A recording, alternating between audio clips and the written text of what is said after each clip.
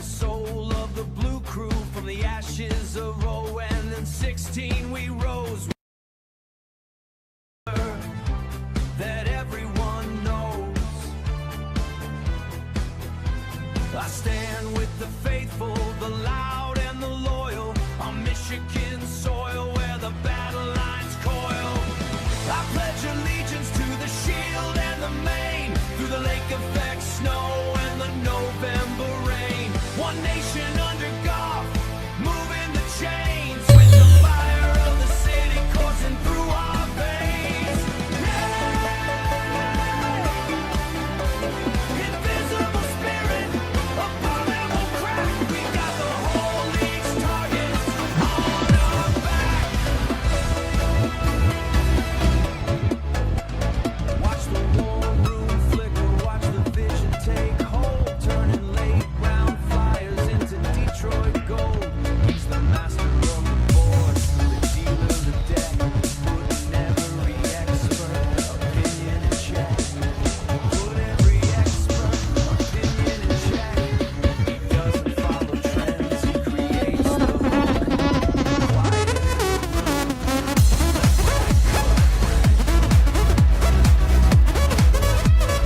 To the trenches we swear, where the dirty work's done, where the game isn't played, it's physically won. I promise to roar till my vocal cords spray, to believe in the homes and the brand chosen way. We don't want the flash, we don't want the glitz, just the hunters who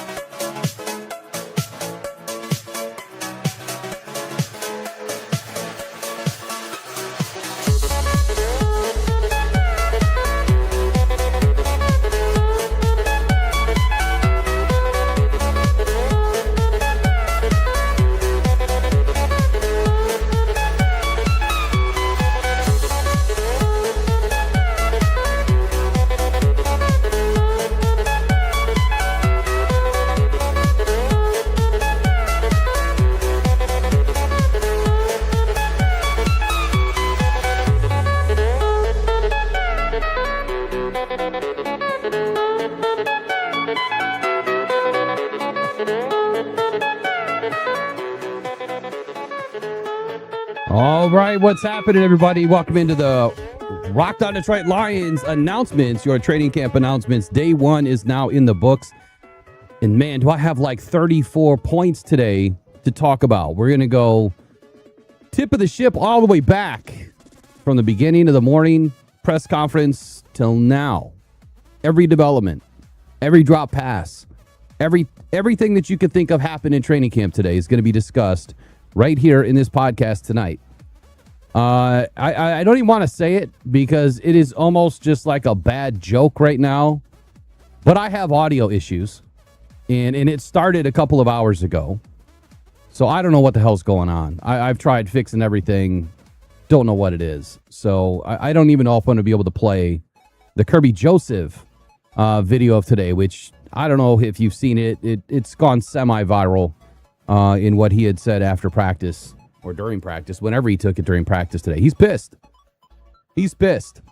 So when we get there, we'll try to play it. If we can't, we can't. Now I'll just have to do it another day.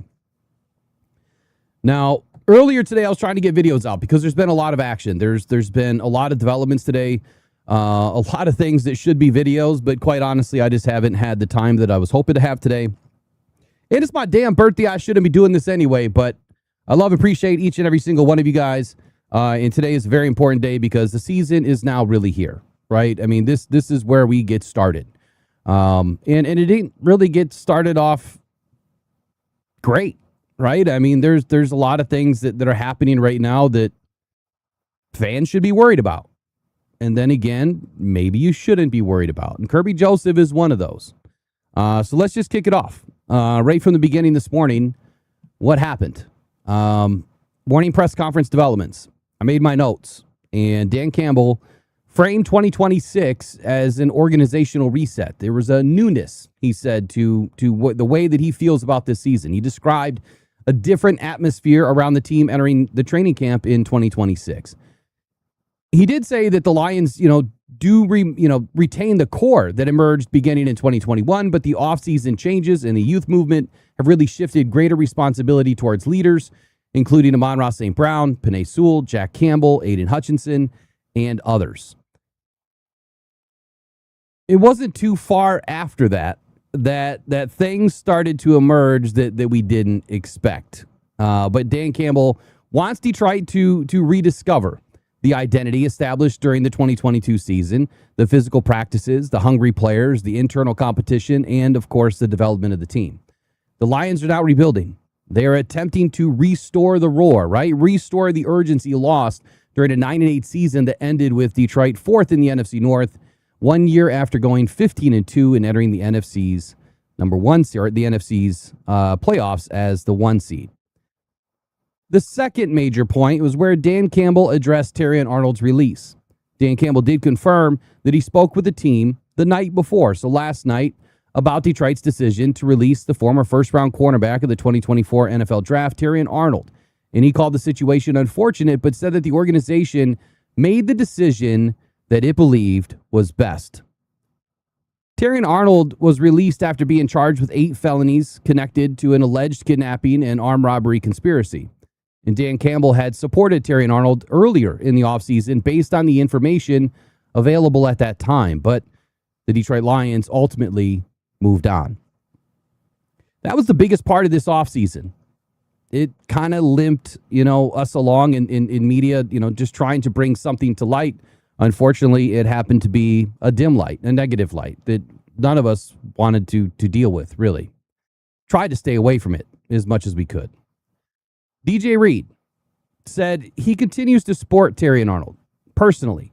From a football standpoint, Dan Campbell expressed confidence in a quarterback room featuring Reed, Rock Ya-Sin, Roger McCreary, and Ennis Rakestraw.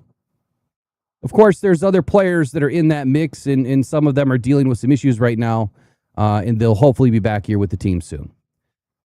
The third major point of today happened when practice gets kicked off, and it happened to be, 10:30 or so this morning. Maybe it was before that. Jahmyr Gibbs, the contract situation. Well, that became what could be classified as a hold-in right now. But the hold-in in the whole story is actually bigger than just Gibbs. Bijan Robinson, he too sat out practice today.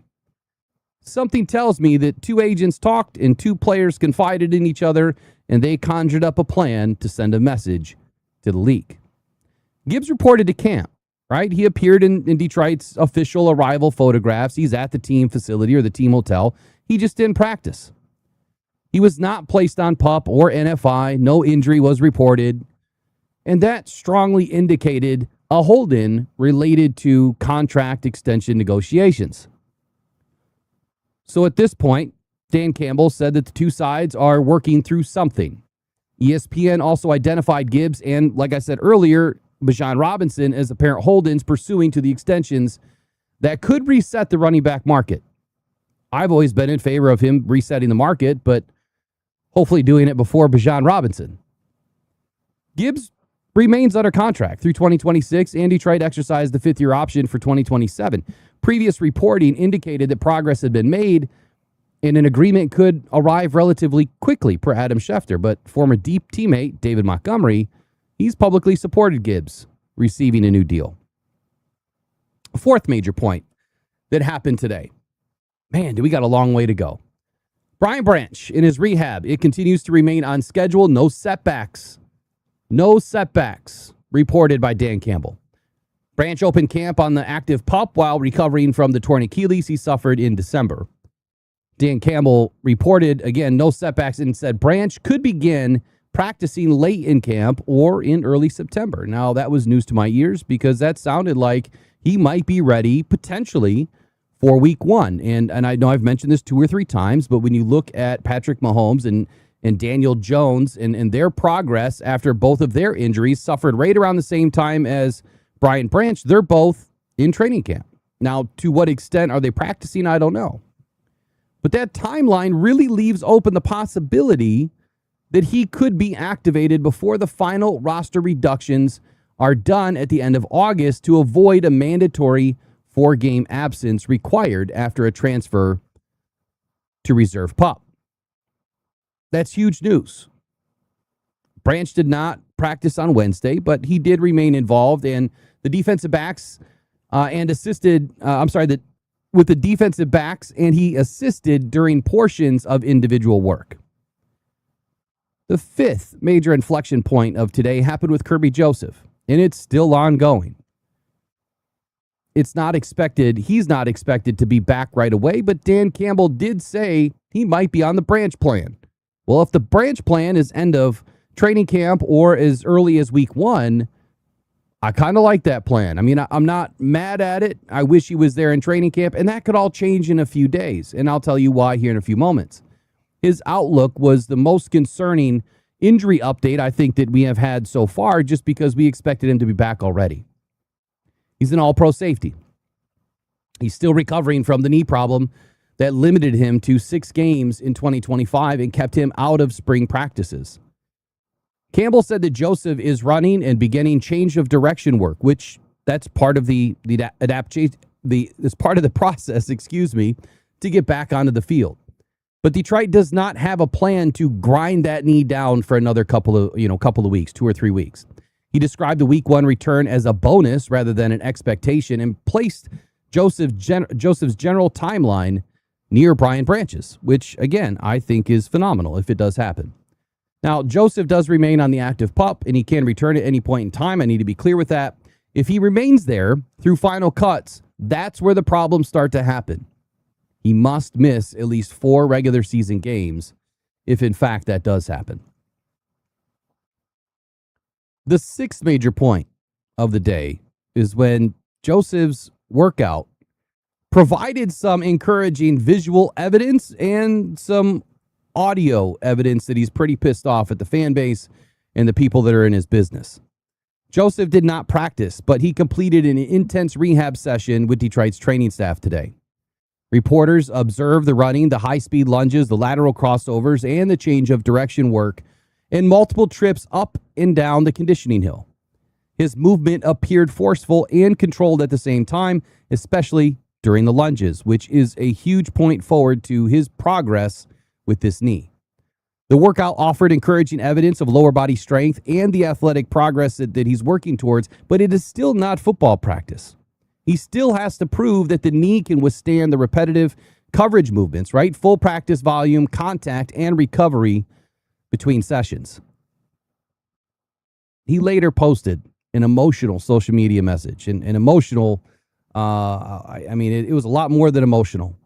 He's pissed off. I'm going to try to go to that now. We'll hope that it actually works. We'll see. There he is. Kirby. If you're around family, if you're at work, if you have kids nearby you, you might want to turn the volume down or put it in your earbuds. You've been warned. When you see me, just know all I do is fucking work. I don't give a fuck what nobody else say. All I do is grind, baby. That's all I motherfucking know. That's how I got to this motherfucker right here. Y'all ass all in my motherfucking business. Y'all ass don't know shit. I'm only going to play it once because once is enough. I think that Kirby Joseph has made himself clear. Get the F out of his business. You don't know what's going on with him. Only he does. And I'll tell you, you watch the videos right there of him running. He looks like he's under control of his body, because I'll tell you right now, as bad as my knees hurt, I wouldn't be able to do that. I think he's going to be all right. It doesn't mean that he's going to be perfect. It doesn't mean that he's not going to have times throughout the season where he's going to need additional, rehab or, training, throughout the season to get better, right? Physical therapy and whatever, treatments that he needs to get through the season. We still don't know exactly what's going on with the knee. But like he said, man, do we really need to get up in his business? Probably not. A lot of us are just worried fans. A lot of us are just fans, period. We'd love to see him on the field. And he's a big part of this team moving forward in 2026. Without Kirby and without Brian, that's a pretty gaping hole in the back of that secondary. So, like I've always been saying, rest up, heal up, get better. I hope you're there for week 1. And if you're not, hopefully you're there for week 2. And if you're not, hopefully we see you at some point, and his career's not over. 7th point of the day, about 30 more to go. Tyler Conklin is expected to miss approximately 2 more weeks. Conklin opened camp on active PUP because of the calf injury that he suffered during the spring.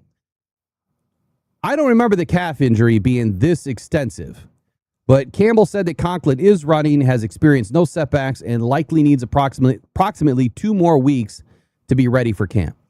Detroit is proceeding cautiously after the veteran did miss the final portion of OTAs and mandatory minicamp. His absence does create additional opportunities behind Sam Laporta, right? And also adjacent to Sam Laporta with Brock Wright getting more action in camp. The 8th point today was Christian Mahogany. Another slap in the face that we didn't need, right? He should return within days, which is good news. Not weeks, but days. Mahogany opened up camp on the active non-football injury list, another NFI. Detroit has not disclosed the injury, but Campbell said that the projected starting left guard should need only a couple of days, and Mahogany has also completed hill conditioning during practice, which supports the belief that his absence will be brief, which is good, right? But there's a few players by the name of Juice Scruggs, Miles Frazier, and Ben Barch that received first-team reps today at left guard and are taking those opportunities in his place. We'll talk about Giovanni Manu in a few moments. I got some inside information as to maybe what's going on. I hope it's correct because I'm going to say it. But next up is number 9 on Christian Izien, another NFI. He's dealing with a reported flu, per Dan Campbell, and Izien was placed on the active non-football illness list because of this flu. Campbell said that the vet defensive back could return as early as Friday. Izien completed some conditioning work before joining the defensive backs on the sideline.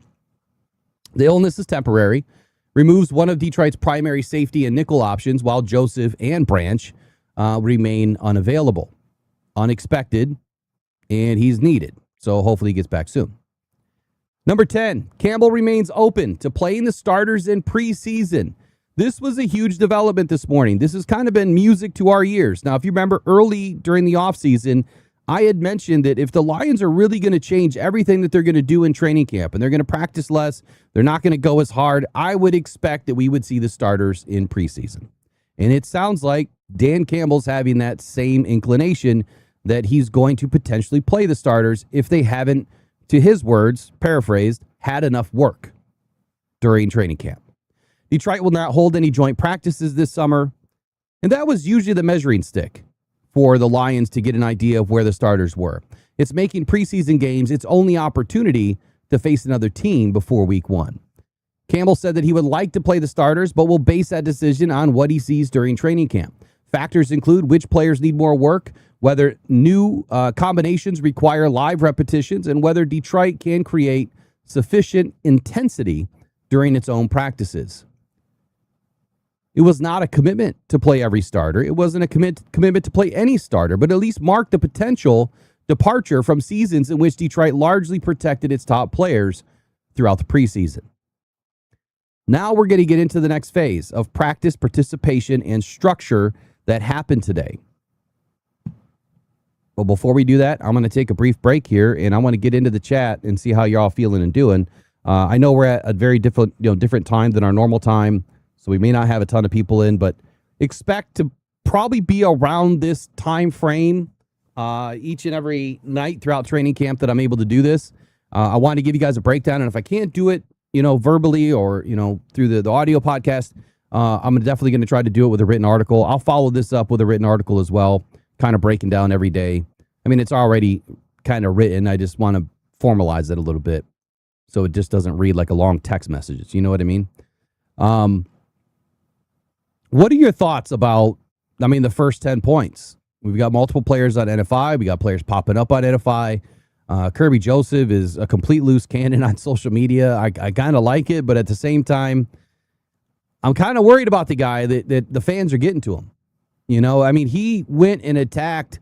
Attack's maybe a rough word, wrong word.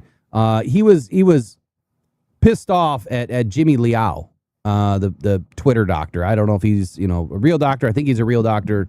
But he was like, "Who the F is this guy?" Talking about my knee. And look, everyone has a job to do. And he's just trying to give a report. I didn't read the report. I didn't hear the report. I don't know what was in it. But Kirby's pissed. And he just wants to do his job, man. And look, I love the fact that he kind of put this heated message out today because he's showing how spirited he is because he wants to play. It's not that he doesn't want to play, but people challenging, his grit or his mentality or his effort, I don't think that's the issue. I think the knee's the issue. And then beyond that, I think that one thing that fans really need to understand about how some of this stuff works, Kirby might want to go play. He might want to go suit up. He might want to do all these things that everybody else is doing. But unfortunately, he doesn't make that decision. The trainers and Dan Campbell make that decision. So even though he may feel ready or he may be ready, Dan Campbell may not be ready for him. And he's just trying to protect the guy that they just paid a boatload of money to, so they have him for the season.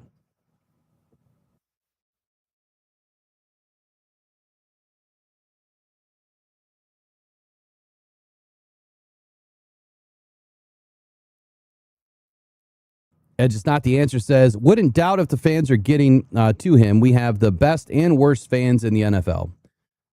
100% right, man. I think every fan base is like that. You have the casual fans that just don't know a lot. They watch a game when the games are on in the fall. You have the bandwagon fans, which we have a lot of those, that don't understand where this team has been, where it's going, the history, nothing. And so they're learning, but when they listen to the wrong people, they're learning bad habits. You have the loyal fans. You have the dedicated fans. You have the fans that have been there for generations, right? And I think that the collection of all of us, we're all great fans, but it's some just fan a little bit differently. And I would never tell you how to fan. I would just say try to get the right information, right? Just try to get the right information because there's a lot of wrong information out there. And you know me, if I ever give you some wrong information, one, call me out and I correct it, right? At any time. I'll always correct it. That's not the goal here. It's not the purpose. There's no need to have rage bait or clickbait or any of that crap. It's supposed to be media. What happened to media being honest and truth and transparent, truthful and transparent, right? It's missing. And it's not just in sports. It's everything. It's everything. J-Rod says that doctor was on a podcast during early afternoon the other day. Basically said that Kirby was done. If he makes it a year or two, okay. I mean, he could be. Sunburst says, explain that, Will. Why wouldn't MCDC be ready to have Kirby back? Good question. Let me explain. So I thought I kind of explained it, but let me explain it again.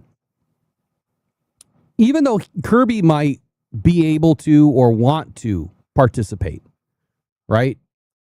Even if the trainers are telling Dan, hey, I think Kirby can go. Dan may not be ready for him because he wants to preserve him as long as he can. He doesn't want to put him through the grind right now. He wants him to continue to do all of the off-season work on the side, or all of the work on the side of the field, stay in shape, make sure that he's staying in shape. He's just now getting to cutting, right? And so he still has a little bit of a ways to go. But what I mean by Dan not being ready is Dan more than likely wants to preserve him for the season. At least try to get a few games out of him if it were that bad. We don't know if it's that bad. He could go play every game. We don't know. If his knee is issues are due to wear and tear, the more wear, the more tear. So the more that Kirby is off his knee and not doing all of the hard stuff in practice, the less wear he's going to have before the season. So that's why I say that Dan may not be ready for him at this point because he wants to see him later on in practice when they really need him out there. And at that point, it is what it is, right? And then I think the other side of that is you have Chuck Clark, you have Christian Izzian, and others that have joined this team, Avante Maddox, right? Thomas Harper. Dan probably wants to get those guys the majority of the reps. Why? Because he may not have the confidence in Kirby. He's not going to come out and say that.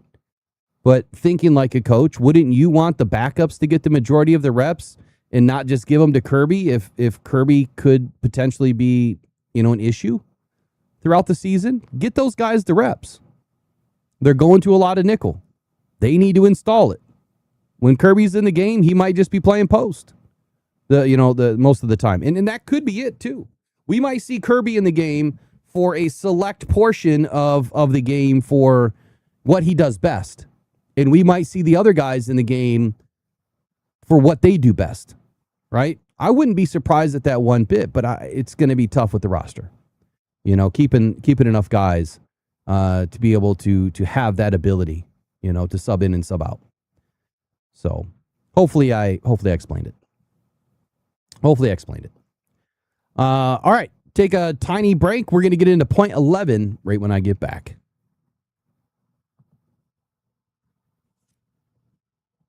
Oh, that's right. No audio. Jeez, oh, Pete's.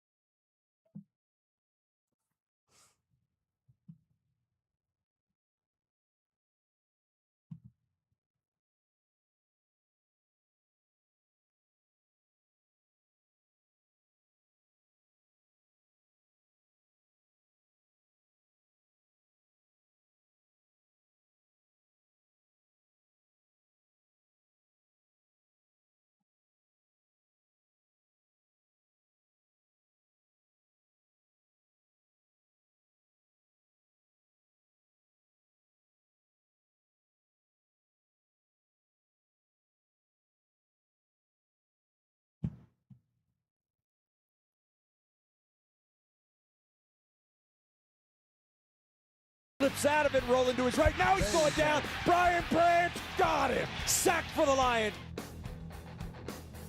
Snap taken by Mariota. Wants to throw it. Gonna get hit. Gonna get sacked. Yes, Taken down. Brian Branch got him second time today. Nice job.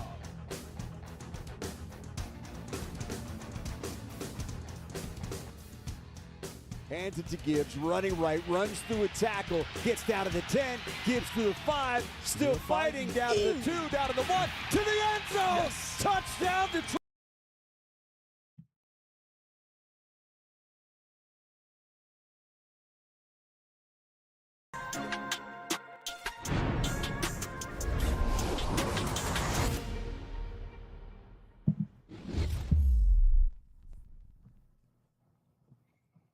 All right, I think I got the audio figured out. I'm just going to have to switch everything off and turn it back on as I start rolling through the evening here, playing some ads. So my apologies. I don't know how I lost connection. It just did.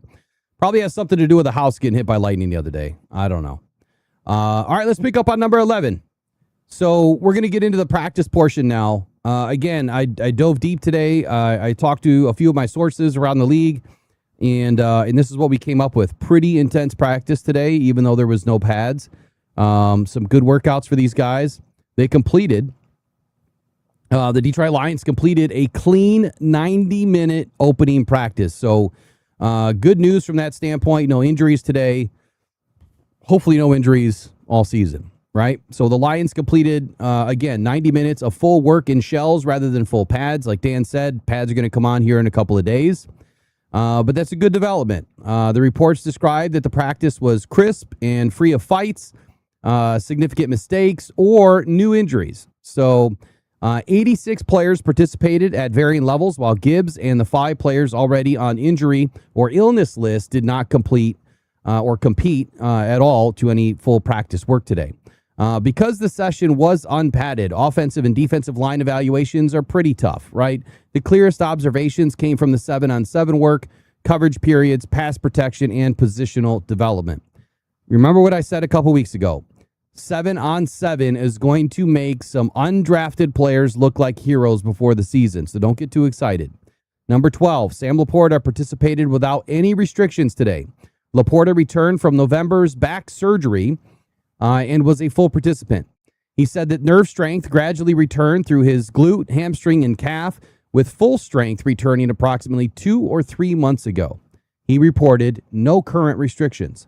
Laporta handled roughly 90% of Detroit's first-team offensive reps today and moved comfortably.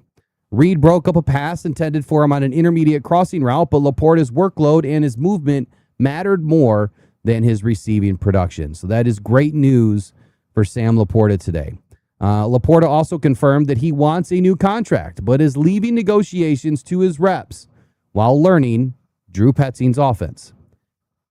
The question is, how is Laporta able to do that and Jahmyr Gibbs not? Jahmyr Gibbs should know that he's going to be taken care of, right? You got to put the team above all else. Number 13 goes back to Jared Goff and Amon-Ra St. Brown. They restored their connection immediately. Goff looked sharp after missing Brock Wright on an early throw. He connected repeatedly with St. Brown, including a precisely placed sideline pass that secured against tight coverage from Rakestraw. Reports differed on whether the catch was sliding, diving, or toe tapping, but agreed it was one of the best plays of practice. Go figure, Amon-Ra St. Brown, number 1-4, doing it already early in training camp. Goff did continue finding St. Brown underneath and outside, showing that Detroit's most reliable passing game connection remains intact during Petzing's first camp as offensive coordinator. Number 1-4 is going to kick it down to number 1, and that is Jameson Williams. He produced the play of the day today. Williams delivered the most discussed moment in practice.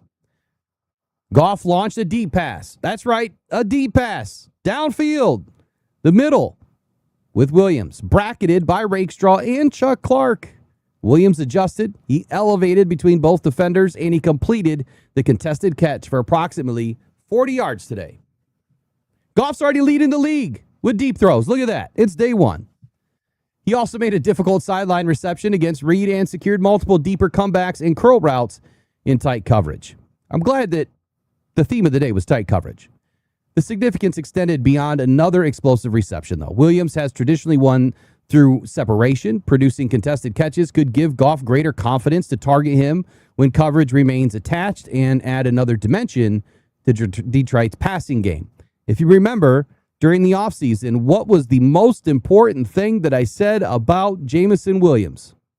He has to learn to get off the curls and the comebacks and fight through all the contested catches. He had to get stronger. He was getting pushed around last year. And it sounds like J-Mo is doing just that. So big ups to J-Mo for a good first day out on training camp. Number 1-5 goes to Sion Vaki and Isaiah Pacheco. They divided Gibbs' workload today.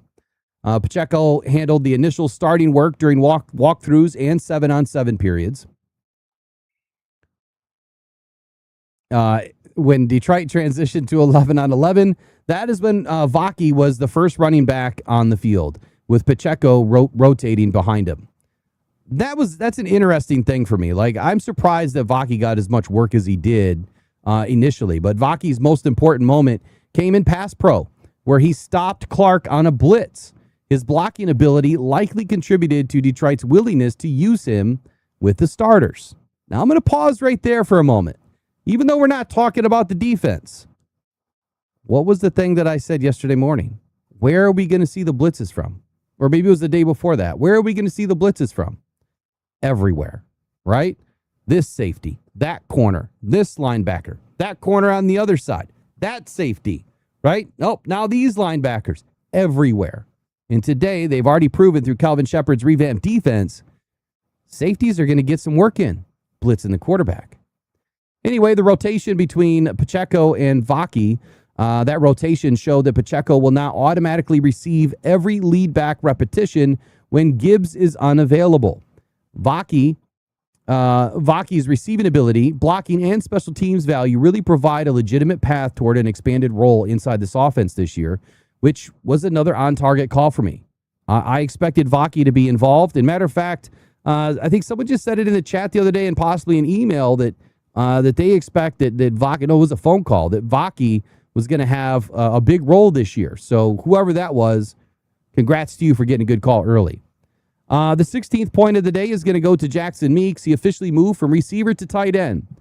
Detroit officially listed Meeks as a tight end on the depth chart and gradually have been introducing him to the position since last season. Campbell views him as a possible hybrid H-back, move tight end, or just an oversized slot receiver. The change is designed to feature his receiving ability while testing whether he can handle the blocking and the interior work required at tight end. It's a big development for Meeks. Look, Meeks worked behind Sam Laporta and Brock Wright at the TE3 competition alongside undrafted rookies with Miles Kitselman. And Meeks said that his blocking approach is based on mentality and competing through the whistle. Conklin's absence gives both players additional opportunities, being Brock Wright and Jackson Meeks. And, of course, Sam Laporta. He's going to get a ton of work. And then Miles Kitselman, number 17 here. 17th point of the day, he received meaningful tight end opportunities today. And like I just said, without... oh, hold on, let me back up. All right. Anyway, like I was saying, Miles Kitselman, he did receive some meaningful snaps today and some tight end opportunities. Kitselman did work ahead of several developmental tight ends on the roster and appeared as Detroit's lone tight end during at least one 11 personnel snap. He does remain behind Laporta and Brock Wright and Conklin, but Conklin's absence gives the undrafted rookie an immediate opportunity to demonstrate his receiving, blocking, and special teams value. The early deployment with the tight ends, it does suggest that Detroit is giving Kitselman a real opportunity and a chance to compete for third and fourth tight end positions.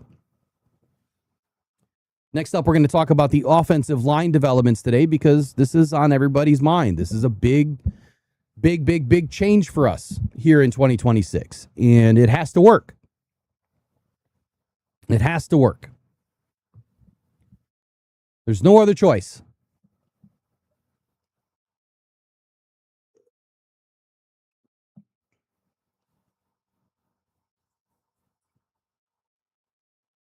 Jomo the Lion King says, I want to see Meeks block before it's official. I think he'll be all right. But like Dan said this morning, Meeks is going to have to do the dirty work, right? And by the way, Meeks reposted my post on Twitter today when I was talking about that exact thing, that he's going to have to do the dirty work. So big shout out to Jackson Meeks for that one, man. I'm glad I caught the eye of someone today. Kirby's done it too, but I had a brief conversation, one-way conversation with Kirby today on Twitter, just kind of giving him some, forget about the noise, man. Just go do you, just go do you. Offensive line developments today, big developments. So the 18th point of the day, we're about halfway there. Juice Scruggs, he received most of the first-team left guard work today, which we expected, right? Mahogany was out. And with Mahogany unavailable and Barch behind being managed physically, Scruggs handled most of the first-team left guard repetitions during all the team periods. Frazier also did receive some work today, too, while Barch participated more during the walkthroughs and selected early periods. Scruggs kind of taken all the reps today due to those two situations. If you didn't hear what I said a minute ago, Ben Barch is being managed medically, I guess is the best way to phrase it. Scruggs had previously been viewed as a possible center option for the Lions when they did bring him in on the trade with David Montgomery, making his extensive guard usage very notable that there was going to be a camp competition there as well. Now, Detroit appears interested in determining whether his potential flexibility can make him a legitimate competitor or valuable interior reserve for the future. Now the player that you guys have been waiting to hear about, Blake Miller. He opened today as the primary right tackle for the first day of training camp. The first-round rookie, Blake Miller, began taking snaps with the first-team offense. Larry Borum, he did work at both tackle positions today, left and right, with the second unit and also joined the starters as an additional lineman. Detroit's official observations describe both players as receiving first-team involvement, while detailed reports indicated Miller handled the traditional starting right tackle snaps today. That does not end the competition. This is just day one, right? Things are going to get harder from here, but it establishes Miller as the early leader. Detroit has consistently kept him at right tackle, while Borum has filled a broader, more flexible role. Let me pause there for a second because remember, there's no pads on, right? When the pads come on, everything changes. The dynamic shifts. That is where we need to see Blake Miller do what he can do when you have Aiden Hutchinson in front of you, when you have DJ Wanham in front of you. We need to see him perform, right? And if he can't, well, that's what Larry Borum is there for. And he'll get it eventually, and he might get it day one or 3 or 4 when they get pads on. You get what I'm saying. Next up, point 20, we're going to talk about the defensive backs and the developments today. Vontae Maddox, Chuck Clark, they opened as the starting safeties today. Obviously, Joseph, Branch, and Izzian all unavailable. Maddox and Clark handled the first-team safety assignments. Thomas Harper did enter. He entered next off the bench, if you will, followed by Lauren Strickland and then Dan Jackson. Maddox's role was significant because Izzian received many of the free safety reps during the spring, and Detroit appears willing to evaluate Maddox as a deep post option rather than just restricting him to the nickel duties. Branch remained involved by assisting with the defensive backs and during their drills today, despite being unable to practice, which I think that's notable for Brian Branch, to be out there as a leader, right? And trying to get these guys, all working together as a leader in that room that he is, right? This Branch needs to develop himself, and he's doing just that. So big shout out to Brian Branch for staying involved today. Number 21, the 21st point, not number 21, Ennis Rakestraw. Rock in. They began the cornerback 2 competition right away. Rakestraw and Yassine rotated opposite of Reed, which I think all of us expected that was going to happen. There's going to be plenty of reps to go around throughout training camp. Rakestraw opened with the first team during portions of 7-on-7 work. Yassine began the other periods and received starting snaps during 11-on-11 work. Some observers believe that Rakestraw received a slight majority of the total first-team ops. That's considerable. No pads, though. Rakestraw did surrender difficult catches to St. Brown and Williams, but he remained in tight coverage and consistently stayed in phase. Campbell praised his feet, his hip movement, his tracking ability, and his natural outside corner traits before practice, and it started to show up in day one. McCreary opened as Detroit's first-team nickel cornerback. 22nd point of the day, DJ Reed. He looked healthy. He looked explosive. He entered camp after spending part of the offseason rebuilding his hamstring. He said during the offseason, off-season testing showed improvements in speed, strength, and body comp, and Goff generally avoided targeting him today, and Reed broke up a pass intended for Laporta. Williams completed a difficult sideline reception against Reed today, but Reed's movement and his ability to remain connected in coverage supported his claim that he entered camp physically improved. It's not easy to stick with any of those guys. 23rd point would be Nick Whiteside. He was the defensive surprise today. Whiteside began with the third team. He recorded 3 PBUs on the day. Again, spiders, 7-on-7s, no big deal. He denied passes intended for Meeks, Kitzelman, and Tariq Black. His final breakup came after sustaining coverage through an extended scramble before knocking away the throw. The performance earned him several late second-team opportunities. Just one day, and he's already moving up the depth chart. Detroit did not sign another corner after releasing Terrion Arnold and entered camp with only 8. That gives Whiteside a realistic chance to compete for one of the approximately 6 potential started roles this season. Next up, we're going to talk about the linebacker group and the defensive front developments out of training camp today. We're almost done. So great first day of training camp today. A lot of good stuff coming out. A lot of good stuff. Let's kick it off with Jack Campbell, Barnes, and Rodriguez, as they were the formidable 3, the first-team linebacker core. Jack Campbell, Derek Barnes, and Malcolm Rodriguez all started their linebacker responsibilities with the first team, as expected. Rodriguez played in 3 linebacker packages and holds the early advantage at weak side linebacker. Barnes aligned at Sam and base personnel, then moved off the ball when Detroit entered the nickel. And then McCreary replaced Rodriguez. Interesting, right? Interesting.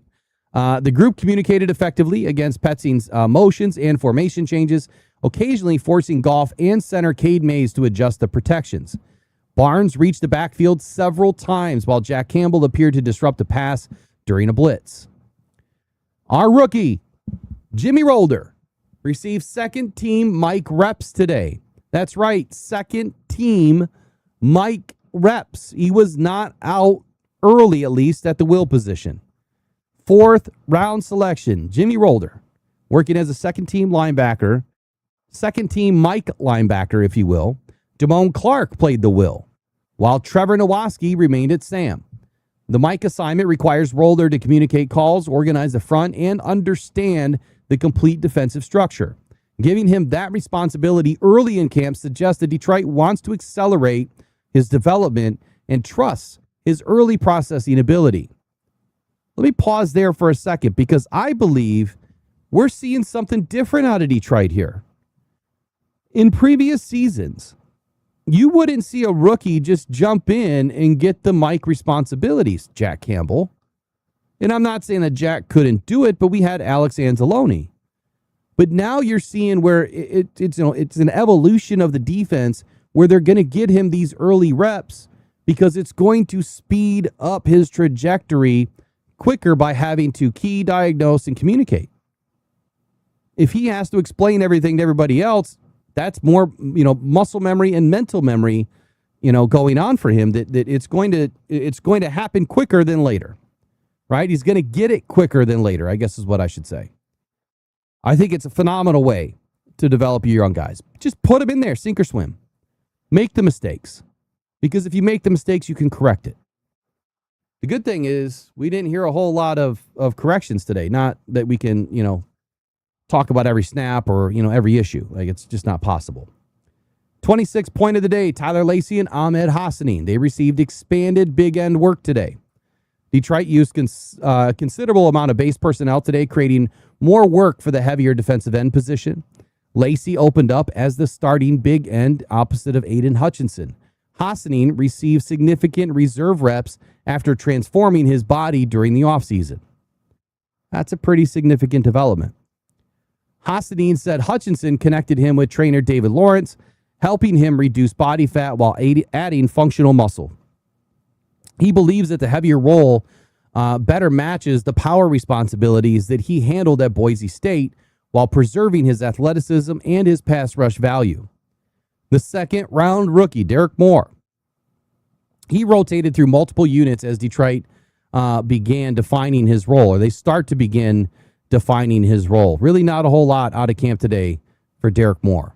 Tyleik Williams and Miles Adams, they created early penetration on the offensive line. Meaningful defensive line evaluation requires pads. We know that. They didn't have them on today. But Williams and Miles Adams both entered the backfield quickly on plays that likely would have become tackles for a loss at a minimum. Williams has claimed, the body fat loss and the conditioning and the expanded responsibilities are going to remain a major camp storyline. Adams is competing in a defensive tackle group whose depth remains unsettled following Jay Tufele's release. The first practice offered encouraging evidence of initial quickness. The true evaluation begins during padded run blocking and pass rush periods, which they will soon have. Pretty excited about Tyleik Williams. It's a good first day. I said just the other morning that, even if he doesn't get into the backfield a whole lot, it's not the end of the day, as long as he shuts down the run. But I think the opposite's going to happen. I think that Tyleik Williams is not only going to get his hands up and bat a lot of balls again this year, I think he's going to become a menace in the backfield this year, especially the way that the Lions are going to more of a nickel opportunity. That's going to give him some opportunity as well. I'm quite excited about it, honestly. Next up, we're going to talk about the quarterbacks and the special team developments. And we'll start with our UDFA edition first. Quarterback Luke Altmaier. Altmaier experienced the expected rookie processing issues today. You could tell, as reported, I should say, that he had, I don't want to say the heebie-jeebies. He has some butterflies today. It was early, that he was having some issues. He appeared slightly delayed when identifying pressure. And during his first NFL camp practice, that's expected. He held the football too long on several plays and absorbed potential sacks on blitzes from Joe Bacci and from Lauren Strickland today. It's not alarming, right? A rookie, a third-string quarterback, it's not alarming. But it does identify his immediate developmental priority and what the coaching staff has to surround him with, right? Immediate developmental priority is fixing his awareness, speeding up his internal clock, right? Getting him to recognize the NFL pressure structures before the snap, not after the snap. And don't hold the ball too long. Don't become another Hendon Hooker. 29th point of the day, the Detroit Lions opened a wide punt return competition. And by wide, it was like everybody. The Lions used St. Brown, Greg Dortch, Dominic Lovett, Tom Kennedy, Lawrence Keys, and Isaiah Pacheco, all as punt returners. Please take St. Brown out of that list. Dortch appeared the most natural. He remains the early favorite after Khalif Raymond departed for Chicago. High punts from Jack Fox and gusting winds did complicate the drill today. Isaiah Pacheco, he put 2 punts on the ground early, while the other returners were generally clean. Detroit did rank 23rd in punt return average last season at just 8.3 yards. Let's just get that to 10 or 11, and that'll be in the top 10%. Making the competition obviously more than just roster formality, the Lions need to improve here. Now, in the late afternoon roster developments, this is where things started to change once again for the Lions, and we'll talk about the 30th point of the day. Giovanni Manu, another unexpected placed on active NFI. Now, before I go into what I'm going to say, I had a brief conversation with my guy today, and I said, what is going on? Do you know anything about Jahmyr Gibbs? They had nothing. What's going on with Giovanni Manu? Which, by the way, thanks, Trace, for sending that to me. I made the call right away. And from what I'm hearing, I'm not concrete on this, and neither is he, but Manu might be the one that failed his physical. And if that's the case, if he came in too heavy, well, that's why he's on NFI.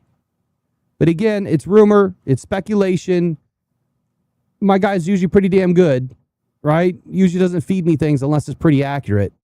But we'll see where that develops. We'll see what we hear in the next couple of days. Now, after participating in Wednesday's practice, Giovanni Manu was placed on active non-football injury list, which doesn't make sense with the weight thing or failing the physical thing because he wouldn't have been out there, right? But the thing is,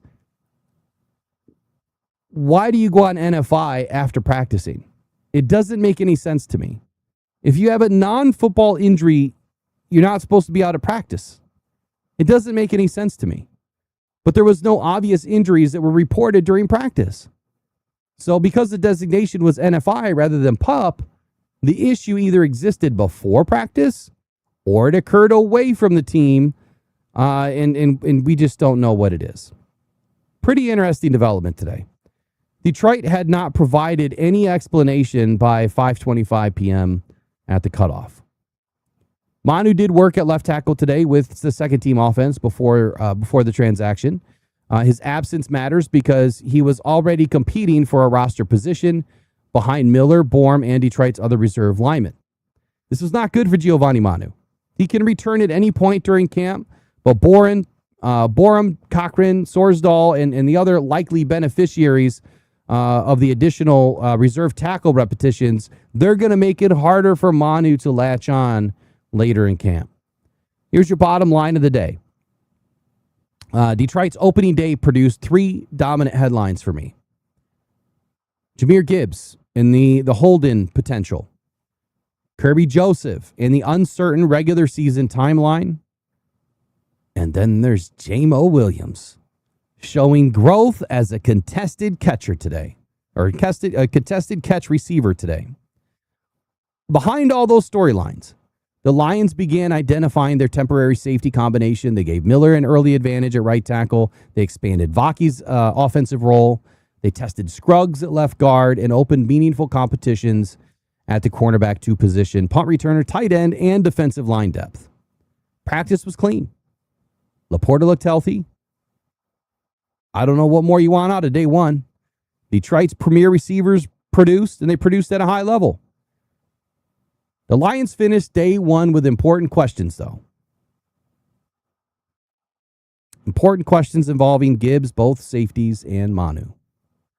What's going to happen tomorrow? I'm ready. I'm already ready for tomorrow.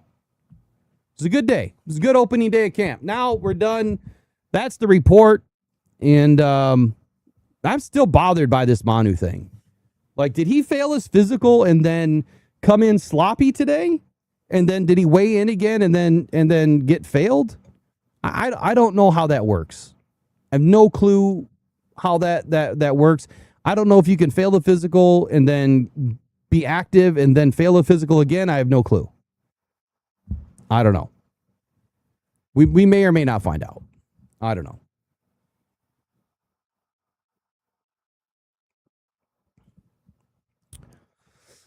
All right. Is Robbie in here today? He's not hearing all the good JMO talk? Man, he's missing out. Y'all might want to clip that and send it to him.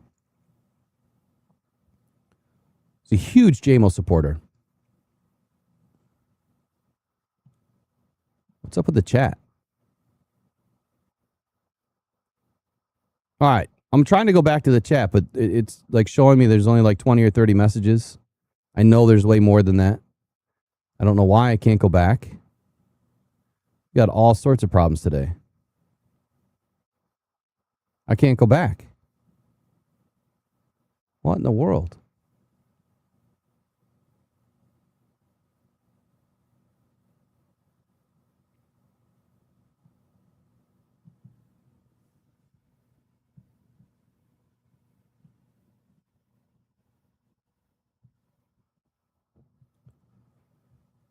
All right, I'm going to take a brief break. When I get back, we'll open up the phone lines.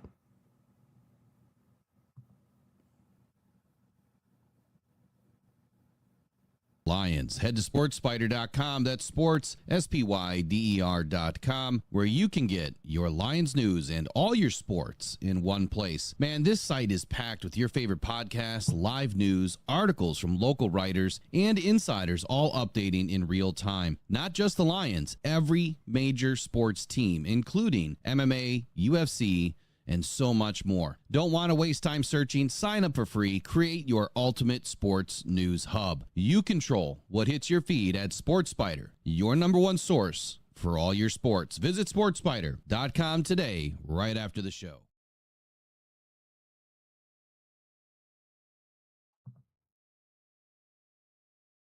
Uperlight. Might as well get this one out of the way. Michigan's newest, funnest rock to go find on the shores of the Great Lakes. Don't go out with just any light. Try the Convoy C8 from Uperlights.com. It's guaranteed for life, and you'll find all the ones everyone else misses. Quality UV lights that are perfect for Uperlights with prices starting as low as $20. Please make sure to visit Uperlights.com for all your UV flashlight needs with the best guarantees on the market. Just what you wanted and not what you didn't. The best quality, the best guarantees, and the best UV flashlights from Uperlights.com.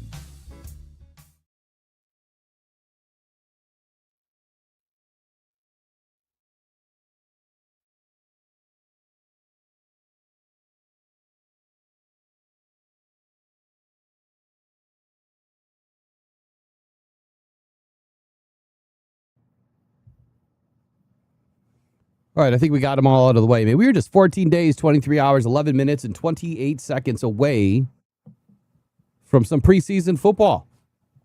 August 13th, 2026. Couple more seconds here. I'll be right back.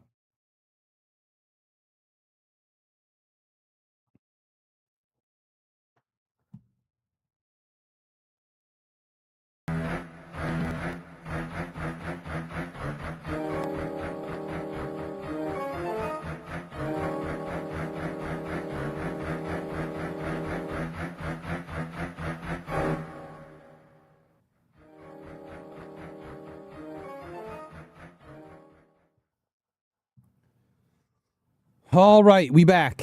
I'm going to open up the phone lines here in a minute, and let's see what you guys have to say. Anything out of today that you were expecting or not expecting that happened? I mean, I think we had a lot of great developments today. There's a lot of a lot of guys getting early opportunity.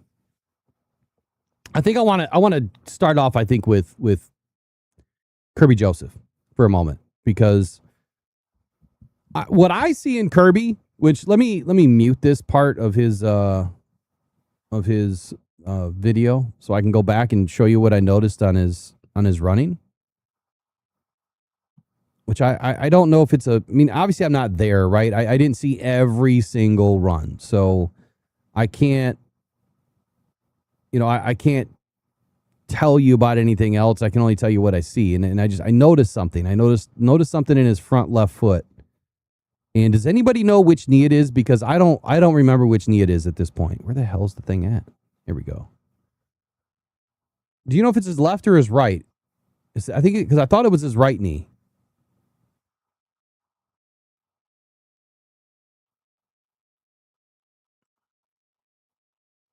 All right, there we go. I got it switched. Do you guys remember? Right or left knee? Left knee? Okay, then that makes sense. So when this comes back around here, look at the front. I got to be able to stop this. Hold on. Where's my pause button? Where'd it go? This new layout sucks. I don't have a pause button anymore.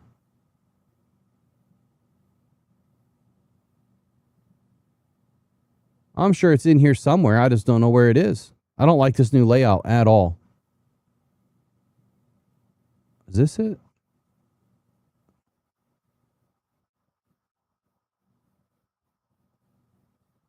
Oh, that turns it off. Anyway, if you look at his front left foot, what I noticed, you'll just have to go back later and watch it, or find it on X and watch it. His front left foot, and that looks like it's a terrible video. That front left foot looks a little unstable. You notice how his foot is moving around a little bit? Okay, so he can run in a straight line, but if you look at that left front foot, I'll say it again, he's trying to balance on it right now. He's trying to put all that weight on the knee. That's why he's doing that. And he stands straight up to get some balance underneath him. He's trying to sink his hips a little bit by standing straight up, put all that weight on the knee. And his ankle is moving around. And to me, that shows instability. That shows instability in his knee. I can't imagine that his ankles have gotten weak over, the last 9 months. But it's possible. So that's just the one thing that I noticed. Now, I'm not a doctor, obviously. But I take an interest in medical stuff. And that's just the one thing that I noticed. Could be totally wrong. Again, I didn't go through Jimmy Liao's thing. I didn't listen to that. I haven't heard or seen any other breakdowns of anything. So it is what it is. I would like to know. I want to get Daniel Troja. I want to get him in here. I'm going to reach out to him. I totally forgot to today, and see if he can't come in and talk to us about it. Look, I think Kirby's going to be back sooner than later. I really do. A couple weeks at the most. I mean, we could see him at the end of this week. Who knows? But seeing him run like that, I mean, that tells me he is so much more closer than he is further away. The fact that he's running around like that and using resistance, that's a big deal. Right? He's not out there jogging. He's not out there just goofing off. He's digging, man. And the fact that you add all that resistance to it, that string that's on the back of him, that has weight, right? That has weight behind it. So it's providing resistance to pull him back so that he has to dig harder. And that tells me that he's doing okay.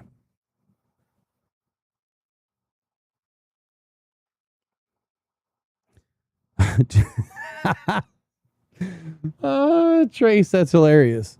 That's hilarious. Sunburst says, "Old Hawkeye there, Will. I saw it after you pointed it out." Okay, you see it. You see it now. Go look at it. Go look at it on a better video on his X.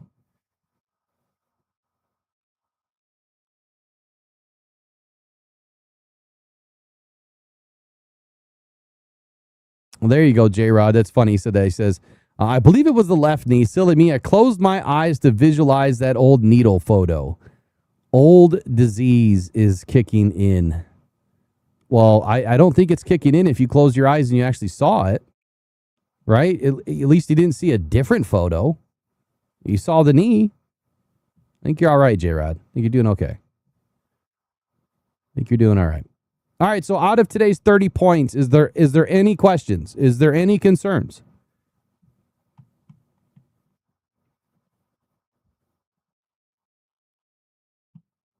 Obviously, as we get going through the season, we'll get more people in. We'll get more active. Oh, I got the wrong profile up, don't I?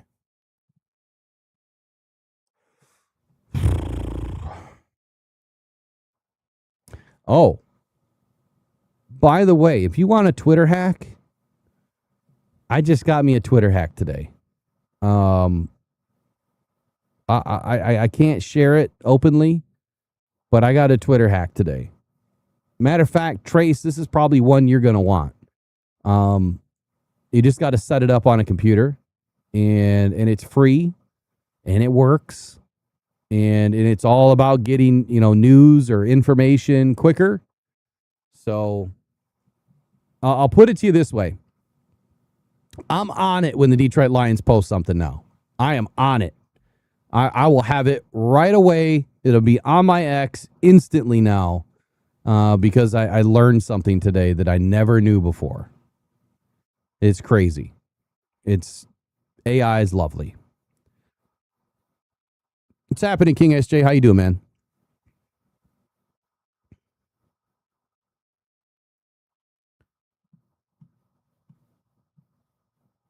Well, see, Trace is the one that always sends me stuff, so she's always sending me things before I see it. And I'm like, how do you guys see this stuff so quickly? Because I notice, like, I'll get an alert. It'll either pop up on my computer now or on my phone. Let's say Adam Schefter. And then I'll look and see that there's 700,000 views. Why am I just getting alerted now? How does that make any sense? If he puts something out and I have notifications on, why am I the 700,000th person to get notified hours later? That if that's not shadow banned, you tell me what shadow banned is, because I'm not getting anything. So now I said, screw Elon Musk. I'm doing it my own way, and I'm going to figure out a way to beat the system, and I beat it today. Elon and his rockets, man. I got APIs and claws. I'm good. Yeah, it is my birthday. Thanks, J-Rod. Appreciate it, man.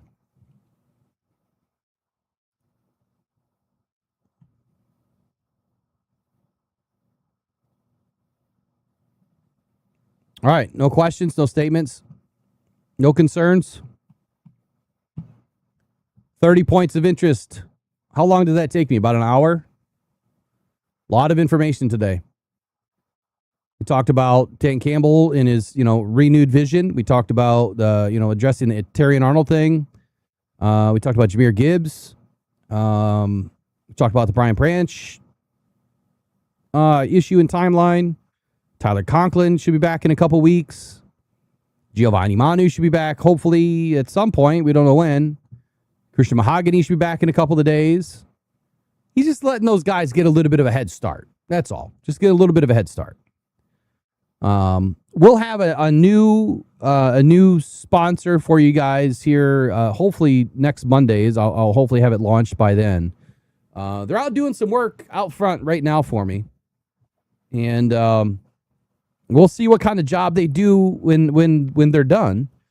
But I'm excited about it, man. A very, very young entrepreneur, very, very young entrepreneur, and I want to be able to help them as much as I can, and get them some advertising. So I got to be careful because I think Megan's watching the show, and I can't say what it is because then it'll give it away that on my birthday I'm doing something for her instead of doing something for me. Right? I'm all about giving stuff away. I don't know. I'm all about helping other people. If I can do it, I will. Right? And this morning I woke up like, I just want to make her smile. So when she gets back, she can smile. But my birthday's still great. Either way, it's still great. Just chilling with all y'all.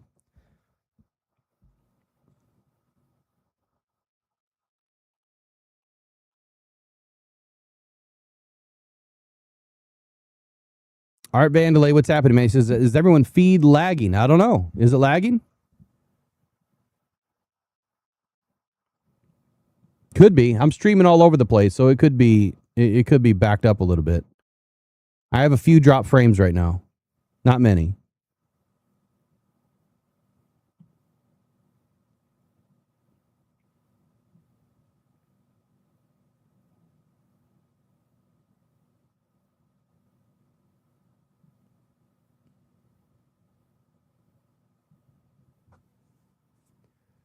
All right. Well, you guys are still chatting it away. I'm gonna go in and look at the Detroit Lions stuff from the day.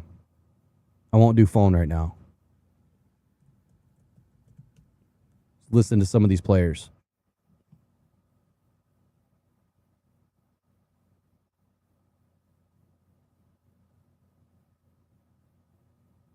Man, Tom Kennedy was all over the field today too. I don't know if I talked about him. I think I kind of forgot. But Tom Kennedy had a pretty solid day today too.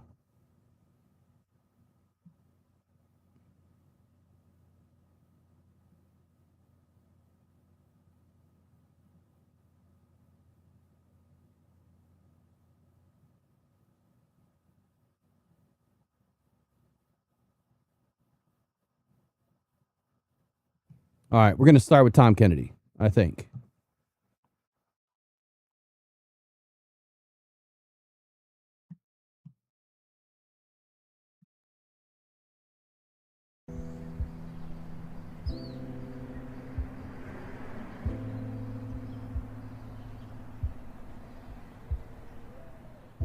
Started playing when I was 6. My older brother played it. He was 4 years older than me, and I don't know, just enjoyed it.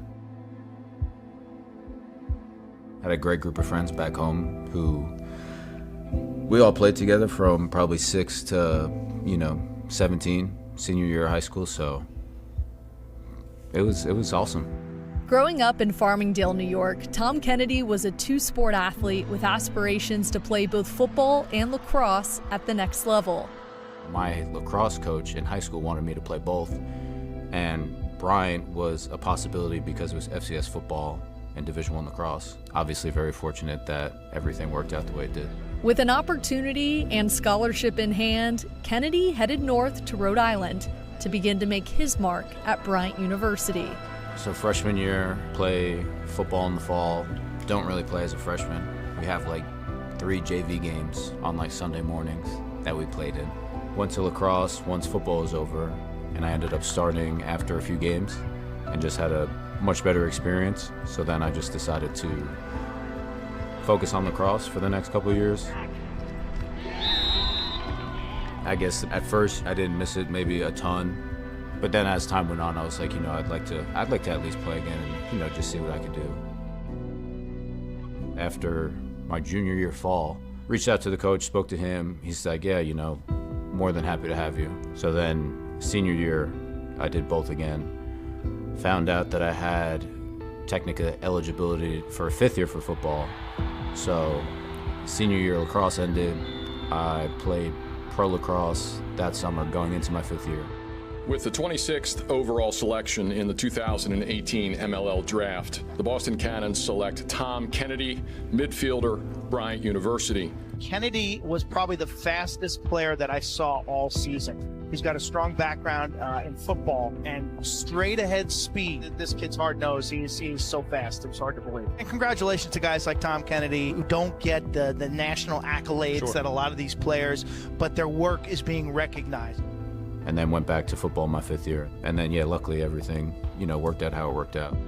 At Bryant, Kennedy ended his collegiate career with 90 catches for 1,298 yards and 10 touchdowns. Despite his success on the field and his desire to continue his football career at the next level, there was little interest from NFL organizations. But with the help from his lacrosse coach, Tom found a way to get another opportunity.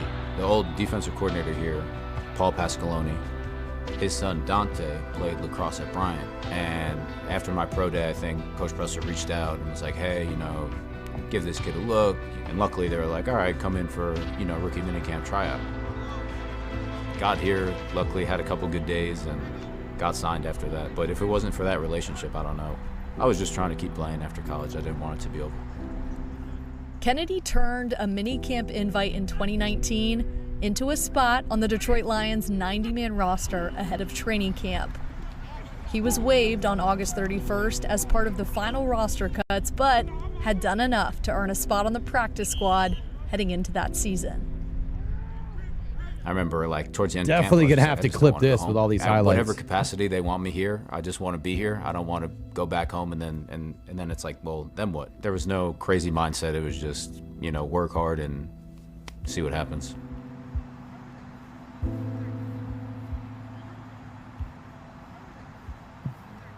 That's hilarious. You got to say Raw B 3 times fast, and he shows up. There he is. Raw B, you missed it, man. You're going to have to rewind. I talked about J-Mo. You missed it.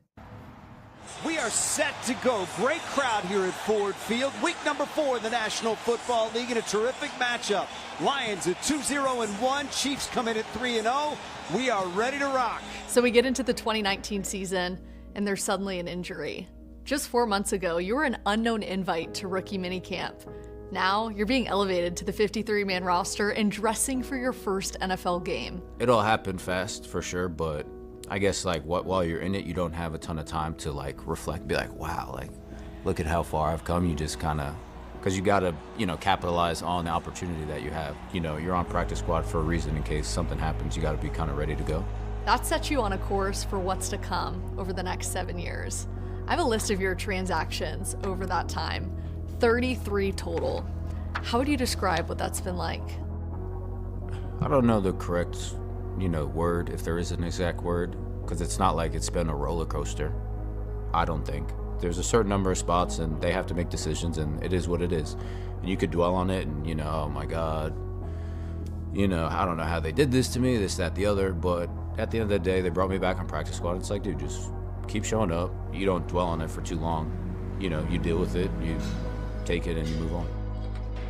We're getting to the point now where it's like you want to find guys that you trust. Ultimately, we can wrap it into this bow of, this package of, he does this well and he does blah, blah, blah. But ultimately, coaches, you want guys you can trust. And we trust Tom Kennedy right now. He's another guy that does what he's supposed to do when he's supposed to do it, and he makes plays. When we need a play, he makes plays, and he's just shown up. So once again, it's hard to ignore it. It just is. You make this big deal of, I got to make the 53, I got to make the 53.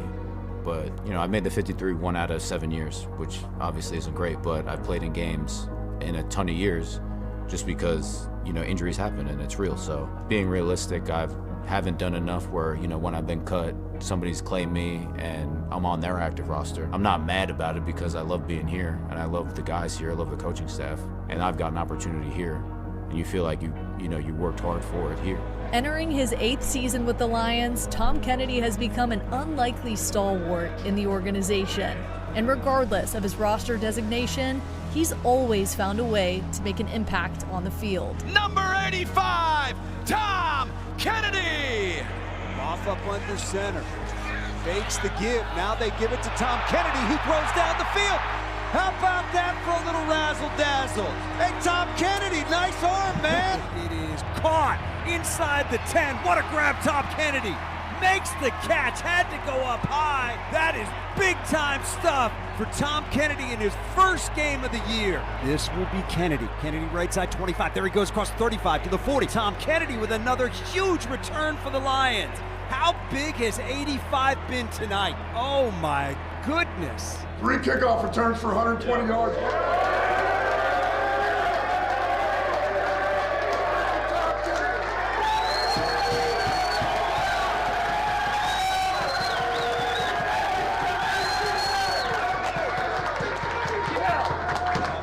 Appreciate you guys. Takes all 11 every play. Let's keep going.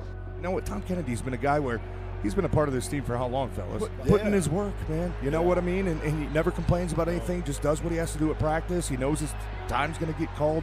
Eventually, his name's going to get called to come up here, and you just got to produce and be reliable, and he's done that. And he's resilient, TJ, because, I mean, the guy's been cut, brought up. Wait your turn, man. You keep putting in the work, coaches are going to notice it, and it tells you just what the coaches think about him as a player. But at the end of the day, I think what goes the furthest and means the most is the respect of your peers. Everybody on the team knows, like, the guys on P Squad who've been working hard, you know, and it kind of gets redundant, you know. Like this past year, September, October, most of November, nobody knows what I've been doing. People, oh yeah, he's on practice squad, but, you know, you don't see the day-to-day, showing up, working out, going hard at practice, maybe getting some recognition from the coaches, but that's really it. Going into camp this year, you're the longest tenured player on the team, but you're still fighting for a roster spot. How would you describe what your playing career has been like with the Lions? I think I've been cut 10, 11 times, whatever it is, but it's like, at the end of the day, like, what else would you rather be doing, you know? Hasn't been perfect, hasn't been, you know, oh man, this is the most beautiful career. It's been so nice, so easy. But it wouldn't be like worth having if it wasn't, you know, kind of hard and there wasn't, you know, hardship and adversity to go through. So you'd be surprised at, you know, what's going to happen in a few days, a few weeks, a few months. And even if it doesn't happen, maybe the next year, but at least you'll be able to, you know, respect yourself more if you work hard and you're ready for an opportunity if it does come. What a story. Tom Kennedy. You got to love this dude, man. You really do. Tom Kennedy has been around for all of these seasons now. I forget how many. I know they just said it, but I wasn't paying attention. And I loved what he said there, that, you know, why would you want to do anything else, right? But it wouldn't be what it is without it being hard, right? If everything's easy, it's not worth it. I don't know. I mean, maybe if you're out fishing, you love to have it be easy some days, but sometimes it's just about the hunt, man. It's yeah, okay. If you go hunting, you can clip one in 10 minutes and you can go home. Great. But sometimes it's just about sitting in the frickin' woods, right? Or it's about stalking. You know, you have to put something into it. I said fishing to start because I haven't done any fishing in a while. Probably since Florida. I haven't done any fishing. And I used to fish every day. I used to wake up like 4 o'clock in the morning and go fishing. I haven't done that in years. But I love the hunt, right? I love to find them. I didn't use $4,000 fish finders. Nope. I'd go find them, man, based on what I know. That's what it's all about, is not knowing that they're there and catching it, as opposed to looking at a big 14-inch screen on your boat and you can see the fish and you can see your lure dropping right in front of the fish's mouth and you're literally jigging in front of the fish and then he snatches it, or she snatches it, hopefully. And that's not fun. That's not fun at all. It needs to be a little hard. I can appreciate that. I can appreciate nothing is worth it unless it's a little bit hard, right? Fighting cancer was hard. It's still hard. Doing content is not easy. It's hard. Staying consistent, finding the energy, finding the things to talk about, putting all the work in, creating all the thumbnails, right? Just being able to sit in the damn chair and not let your brain fry all day It's hard. It's hard. And I probably wouldn't be doing it if it wasn't, honestly. Probably wouldn't be doing it. I mean, I love obviously covering the Lions, but some people have asked me, why do you still do it after all the bull crap that you've been through and, you know, how people have treated you over time? Like I was probably the, you know, one of the most respected people in this industry for a long time. And then you got those haters that lie and cheat and scandal and, you know, do all sorts of crap to you. But at the end of the day, I will live on. I will still be here. They won't eventually. You know, they won't eventually. I mean, if I read the court orders and things that I have and the things that are in it, that would change the conversation quickly about the people that were talking crap, right? But I'm still taking the high road. I don't know why, because I probably shouldn't. But I know my audience, and I know that the people out there that know what the truth is, and that's why I'm still doing it. So does that make it harder? Yeah, it makes it harder that I don't just bash somebody else. But I think the harder thing would be then to look at myself in the mirror and say, why did you do that? That's what they do. You're better than that, you know? So everything's hard. Doesn't always have to be. The easiest thing in the world is to talk about a team that you love, right? To enjoy the things that you've always enjoyed for your whole life. And that's covering the Detroit Lions and watching the Detroit Lions since I was 4 years old. And, you know, I wrote a piece on my old website, which I don't know if I'm ever going to be able to recover it. I still might have it, but it was about, it was a piece that was about the author. I used to do things like that in the off season. I used to do like Lions Legends in the off season, and I might get back to that. Matter of fact, next year. I was going to do it this year. I just didn't have the time. But I wrote a piece about me that kind of explained everything about me and where my fandom came from and how long I've been, you know, watching the Lions and the family dynamic that really started with my grandfather, right? And so the easy thing is to continue the legacy. The easy thing is to continue with the family traditions. The easy thing is to go watch a team win or lose because it's more than just a game. Right? This is more than just a game to some of us. There's tradition here. And then, you know, being able to share that with Megan, like I never thought that I would have that kind of a relationship with Megan that also involved the Lions and how she would just take it and turn it into her own thing. You know, like where your work schedule starts to surround the Lions or the conversations or, you know, oh my God, I'm not going to be able to watch the Lions today. I'm hearing that come out of Meg. I never thought I'd hear that come out of Megan's mouth. But it's funny, right? But that's the tradition, man. That's what being a real Lions fan is all about. That's what, you know, developing the relationships that you develop and doing the things that you do and traveling to the places that you travel. And I mean, it's just turned into this whole thing. Right. And something that I get to share with my kids and, of course, the people that I love and want to do things with. And you're a part of that. This community is part of that. I started this community for many reasons, but I mean, to build something that was less toxic because it's just so damn toxic out there. Damn, a simple, somber Tom Kennedy video. It just makes you realize like what this is all about for a lot of people and a lot of fans. And how important it is to a lot of people that this team is good now, right? And it gives us a different energy. It gives us a different hope. There's no reason to be mad or angry or upset. You know, it's also a really tough game to play, and it's a really tough game to coach, and not everything is going to go your way, and you're going up against really good opponents and other really good coaches. So, I mean, that's the beauty of it, right? You can't just expect every game to be a win or to win by 20, you know, or to hang a 50 burger. Like, yeah, we've had some moments like that. You know, we've had, 8-9 wins in a row where they seem pretty easy. But those days are numbered and those seasons are lucky. So hopefully we can get one back this year.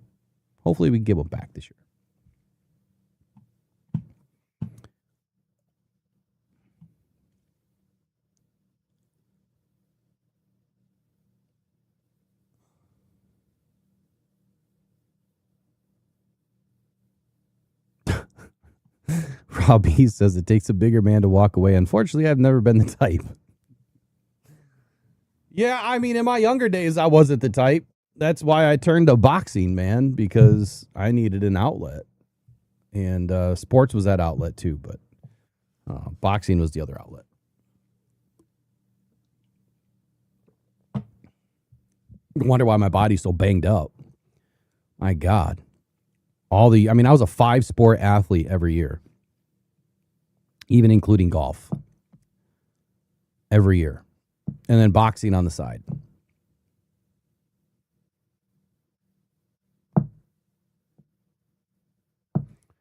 Let's get into the next video. I know there's media sessions today. I wanted to get into those, but Kennedy came up first. I had to watch it. TK85 might go down as one of the best Lions ever, right? And so I know it's going to be pretty hard for him to make, some of the Lions, Hall of Fame or, God, what do they call it? Why can't I think of the name right now? Oh, my God. I can't think of it right now. Lomas Brown was just inducted into it last year, and I can't think of it. He might go down as one of the guys that really deserves it, but he'll never make it. Yeah, the Ring of Honor. There you go. Thank you. Thank you for saving me. Oh, wrong one. Oh, I forgot to talk about something. Totally forgot. Hold on. Did you guys hear? You remember we were talking about Fernando Mendoza and Kirk Cousins and what was going on with the Raiders? That Kirk Cousins is now the starter for the Raiders, at least during camp. He's the initial starter right now. I told y'all that was going to happen. Now, it may not stay that way. We'll see. I did not think that Fernando Mendoza was going to be ready to lead to lead any team. I had him as, a very poorly ranked quarterback. Would have been like the 13th quarterback out of 2024. Or was that 2023? Might have been 2023's draft. No, it's 2024. And so anyway, Kirk Cousins. He's the number one quarterback right now for the Raiders. Very interesting development. I think that they can win a lot of games with Kirk Cousins. A lot of games. Just let the dude sit. Let Mendoza sit for a year. If Kirk gets hurt, bring him in. You don't have a choice. But I think you just let Kirk play. I want Kirk to go out on his shield, man. I really do. All right, here we go. I put this thing over top. I don't know why. I did it because of Tom Kennedy's video, but I'll get rid of it. When you hear back surgery, that's probably something that's a little scary at Sure. time. Just talk about the rehab process of when we saw you out there in the spring, just how you're feeling now and how excited you are to be kind of back looks like full time. Yeah. Brett Fisher and I started back on January 4th, about 5 weeks after my surgery, and going ever since. They've had to tell me to get away from the building for my breaks. Other than that, I've been here, and emotionally, physically, mentally, feels really good to be back. There's a level of fear that came over you with the initial diagnosis. Did you have to plow through some of those emotions? Yeah, if you've ever had a nervous system injury, just waiting for the nerve strength to come back, being told it might not come back, all those feelings of maybe not being able to play again, it sucks, sitting on the couch. My wife got the short end of the stick with that. Every night I'd be telling her, like, man, I really hope God allows me to get my nerve strength back and get to play football again. She's like, you're fine. The doctor says you're going to be fine. Training staff says you're going to be great. You're going to come back, be great. So shout out to her. Shout out to Brett Fisher, the entire athletic training staff. Man, I know all about that. Look, my nerves are still screwed up. So in 2020, November, I think it was November 6th of 2020, I fell through a flight of stairs. They collapsed underneath my feet. And for those of you that haven't heard this story, so I fell my feet were at about 8 feet up, and I fell straight through and landed on my back. My feet never hit. And the reason why is because when the stairs collapsed, my feet ended up hitting one of the collapsing stairs, and it pushed my feet forward. So I was kind of falling backwards on, like my butt was going to hit first. And it did. It was my right side of my hip, and it was my lower lumbar that hit first, right? And then the trajectory pushed me to the right, and there just happened to be a concrete wall about 2 feet away from me, and on top of that wall was a 100-pound well pump, and that fell on my head and neck. So exploded T7, or I'm sorry, exploded C7 in my neck. Was it C5, C6, C7? Was it 5 or 6? I can't remember now. Exploded one of the discs. They thought it had a disease. It was so bad when they took it out. They sent it off to pathology in California. They thought it was so bad. Thankfully, it didn't, right? It was just destroyed.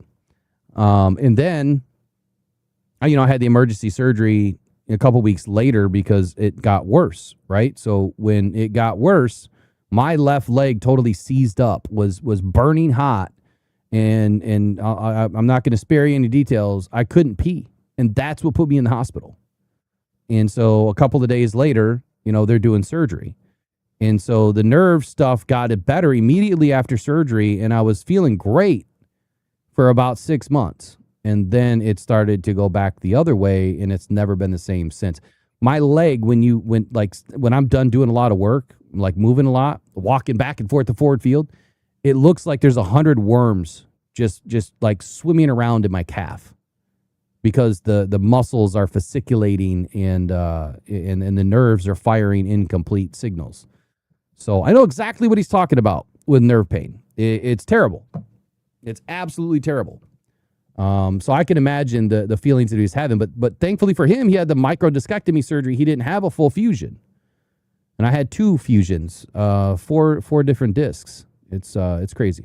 It was just amazing through this process. When was that point that you knew, okay, I feel myself? Yeah, well, the nerve strength came back in phases. Started with the glute, then worked on the hamstring, then the calf. So honestly, probably just 2 or 3 months ago, the full strength came back, and you could see the muscle atrophy start to, diminish and grow that strength back. So, I've had 3 or 4 good months under my belt of running, cutting, sprinting.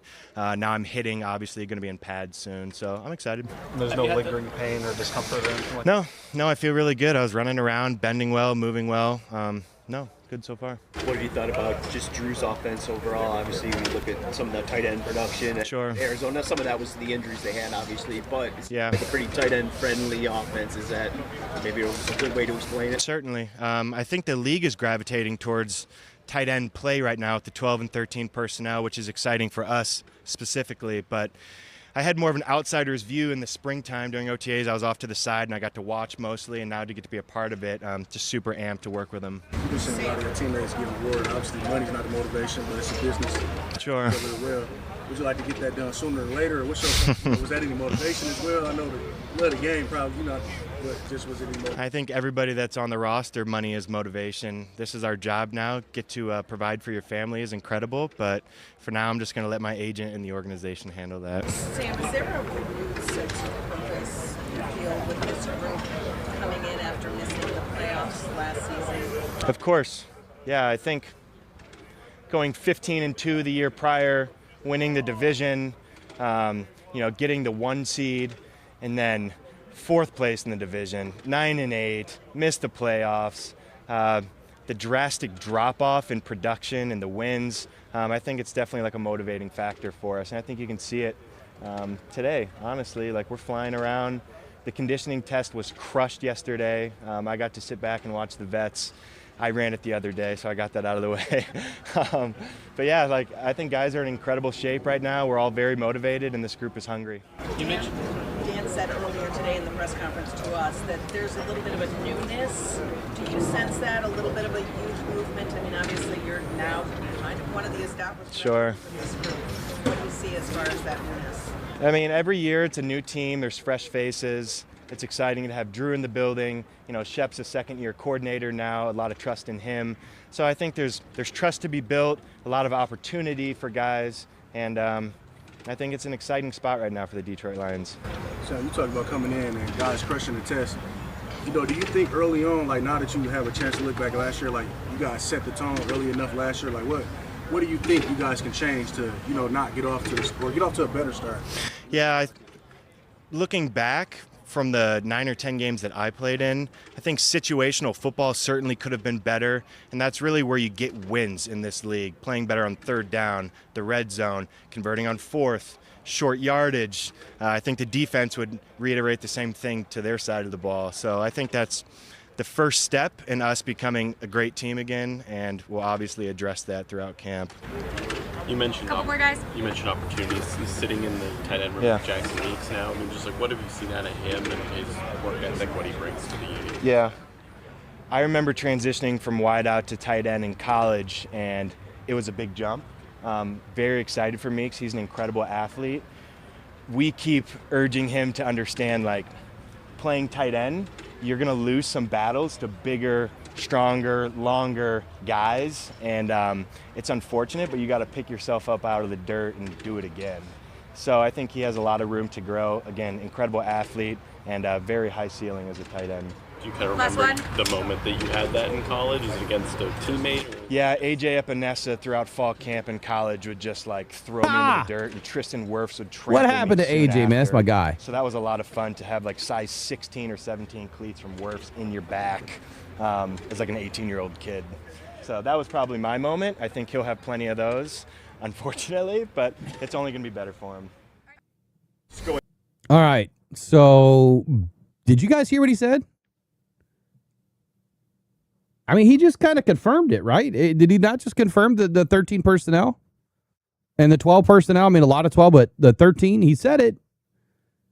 That's Drew Petzing's bread and butter. And he unfortunately had to go to a lot of that because of what he had left. But, you know, he just said, look, I think the league is going to a lot of tight end play. And it is. I mean, I think you see a lot of the teams that have high-powered offenses. They have, if not one, they have two tight end. The Rams have like 4, right? But multiple teams out there have really good tight ends that are winning a lot of ball games, and it's for many reasons. But to be able to have a receiving threat as good as players like McBride and Sam Laporta and Tucker Kraft and all the others, it's paramount to your offense. It really is.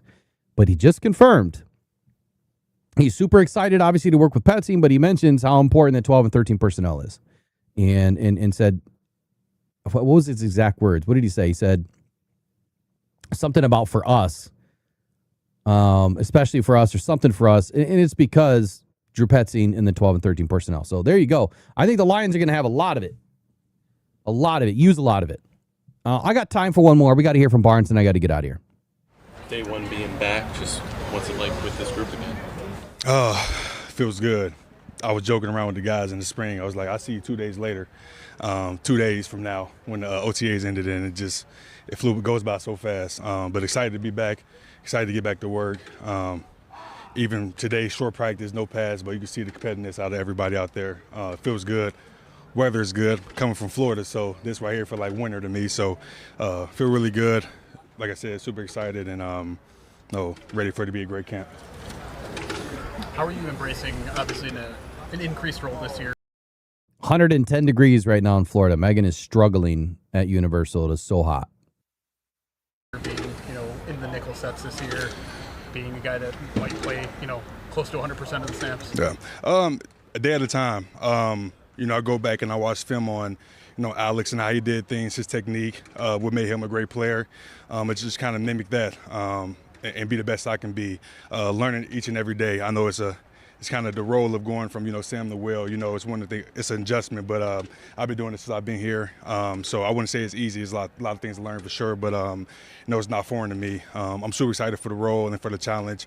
Got to come out here and earn it every day. That's what I told myself. I want to take myself back to, when I first got here and how I had to, work my way up to be where I am. And that's just my mentality all camp and the whole season is I got to earn it each and every day, which I will. But I'm super excited for the role. I'm learning a lot from, obviously from Jack, who's been out there playing nickel and base. Learning a lot from Shep, a lot from Ham, Dave Carell, all those guys in the room. So, they're going to get prepared to be able to do it. So. Dan spoke about getting back to 21, 22, getting back to the basics.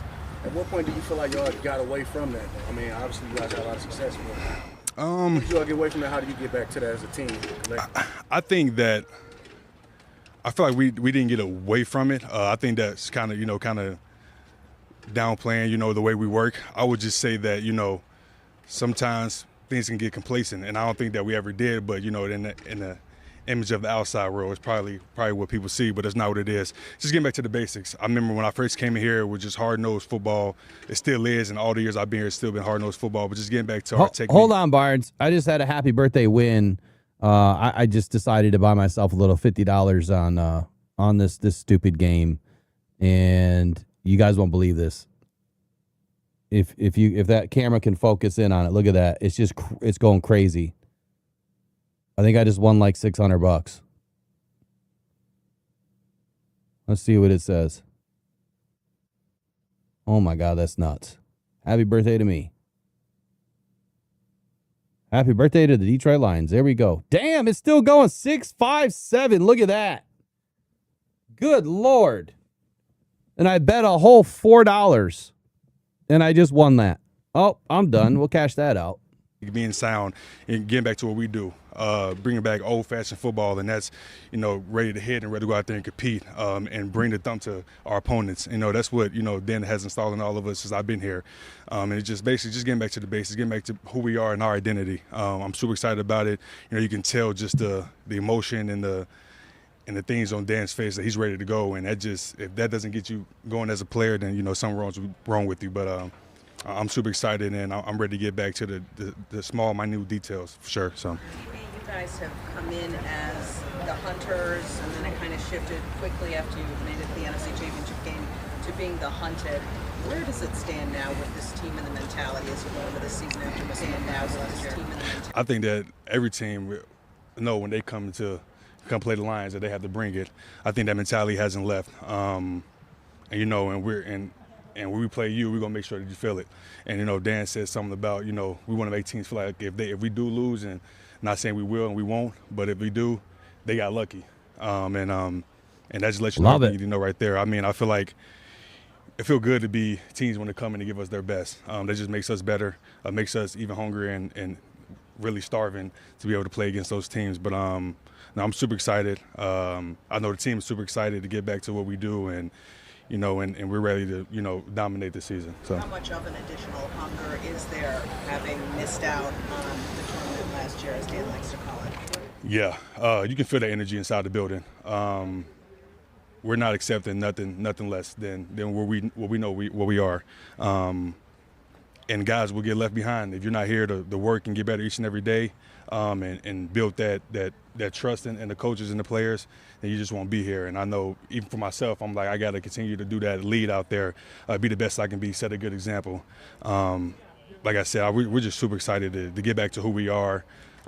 Super excited for this camp. Super excited to be out there and build chemistry with the guys, offense and defense. Just it's exciting. I'm super blessed to be able to do this year. So. Are you the type of player to take last year, both as a player and as the team? Do you use that as motivation, or are you kind of the type that bury it, it's gone, time to move on? A little bit of both. I think that you have to continue to move forward. Obviously have that bad taste in your mouth, but also be able to move forward and learn from your mistakes. For me, it's, last year is over with. I know I went back and watched all my film, every game, every play, and I know the things I need to correct in order to be the best player that I can be for my teammates and for myself. That's just kind of my thing this year. I mean, last year was last year, but it's a whole different team. I can promise you that. Whole different, energy out there, whole different competitiveness. Guys competing day in, day out. Like Coach said, there's no starters out there. So each and every day, people who think they're starters, people, who's rookies, young players trying to make a spot. Like there's competition out there all over the field, and that just keeps everybody going. No matter if you're a vet, a starter in past years, from a rookie to undrafted, there's always a role for somebody, and in order to get that role, you have to go out and show it each and every day. So, are there things that I guess vets did for you when you were a rookie that you try to do for guys like Jimmy now? Yeah, man.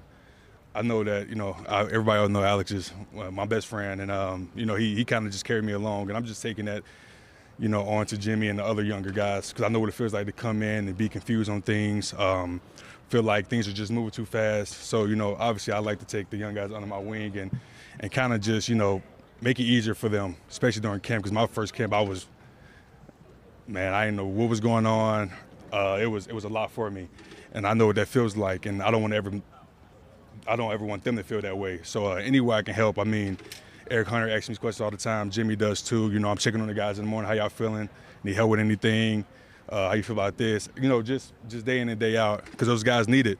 And then it helps me as a player, as a veteran, you know, kind of just reminding myself of things I need to know. And so, yeah, we have a good linebacker room, man. A lot of good chemistry, a lot of good vets, people who played ball for a while in this league. So it feels good. Obviously, it's competitive. Guys out there trying to make the team and become starters. So, you know, even though we're competing with each other, we're also, you know, picking each other up, and it's a true brotherhood in that room. So, yeah. Obviously, an offensive line. All right, I am going to have to listen to Miller's too, because that's only a few minutes. Let me just make a brief correction right here, or not correction. Let me make a brief statement on a couple of chat statements here.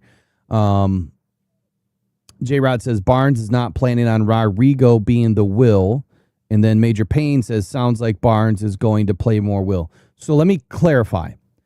You're both right, but let me clarify what I think is happening here. What I had mentioned in one of the points today is that Barnes started off the day in the base alignments as the will linebacker. And so when he started off when he started off the day aligned primarily as the Sam linebacker in base defense. As they transitioned into the nickel packages, just like I said during the offseason, the two linebackers that were going to be on the field when they transitioned to nickel was going to be Barnes and Jack. That was my call for those guys for the season. It wasn't Jimmy, and it wasn't Rodrigo. And it wasn't Damone Clark. Damone Clark can and probably will fight for that spot, and he will get used in that spot eventually, right, throughout the season. But in base, Rodrigo was Will. Jack, obviously, the Mike, and Barnes, the Sam. When they transition to nickel, that is when you keep your best two linebackers on the field. And look, Barnes can move. I noticed that the other day in one of the clips I was watching of him returning that touchdown. Returning that interception. The biggest question I have for Barnes is, can he cover? Right? Because that is where guys like Eric Hunter come into play. Like, he is a cover specialist as a former safety. And Jimmy Rolder, can he cover? Right? I'm not as high on Jimmy Rolder right now. I've got to see a lot more out of the guy. We got to see it. Right? We just have to see it. Doesn't mean he won't, move into a better position. Doesn't mean that he won't become a better football player. None of that. Doesn't mean any of that.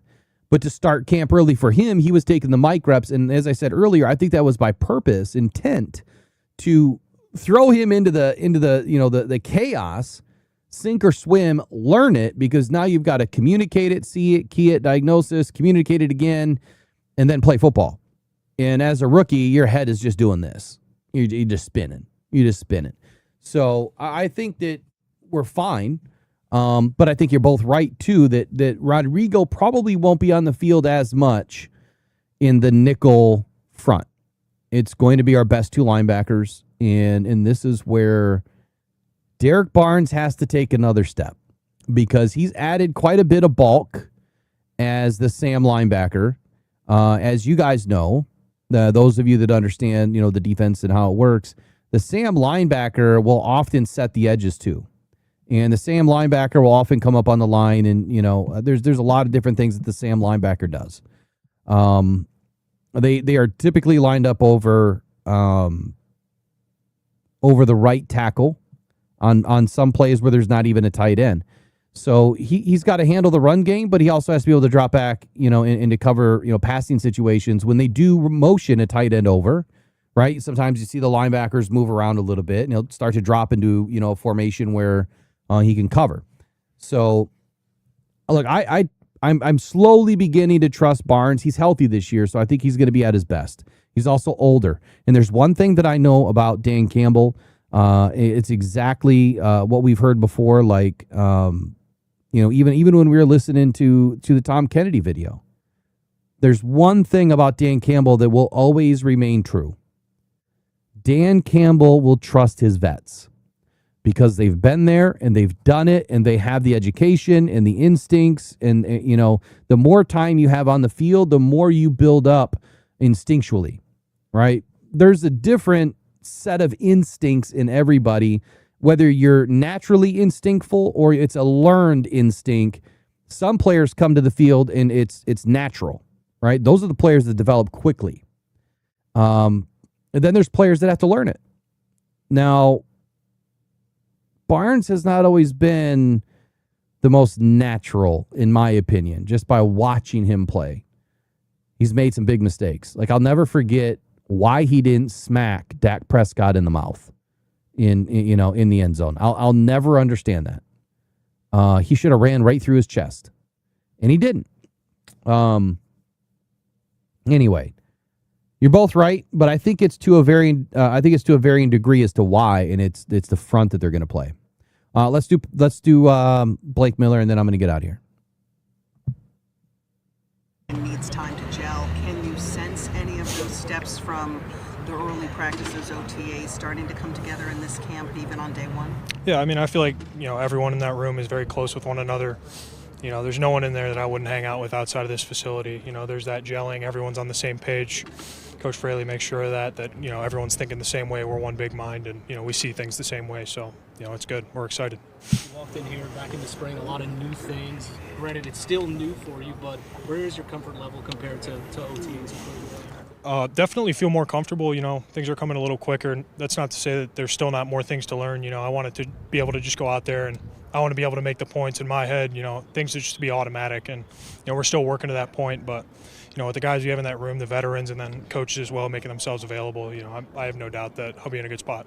There's a lot of expectation on this O-line this season after last year and some of the injuries and the inconsistencies. What gives you a sense that this group is the group that can take that step forward together? Kind of like I talked about earlier, the closeness. Everyone's seeing things the same way.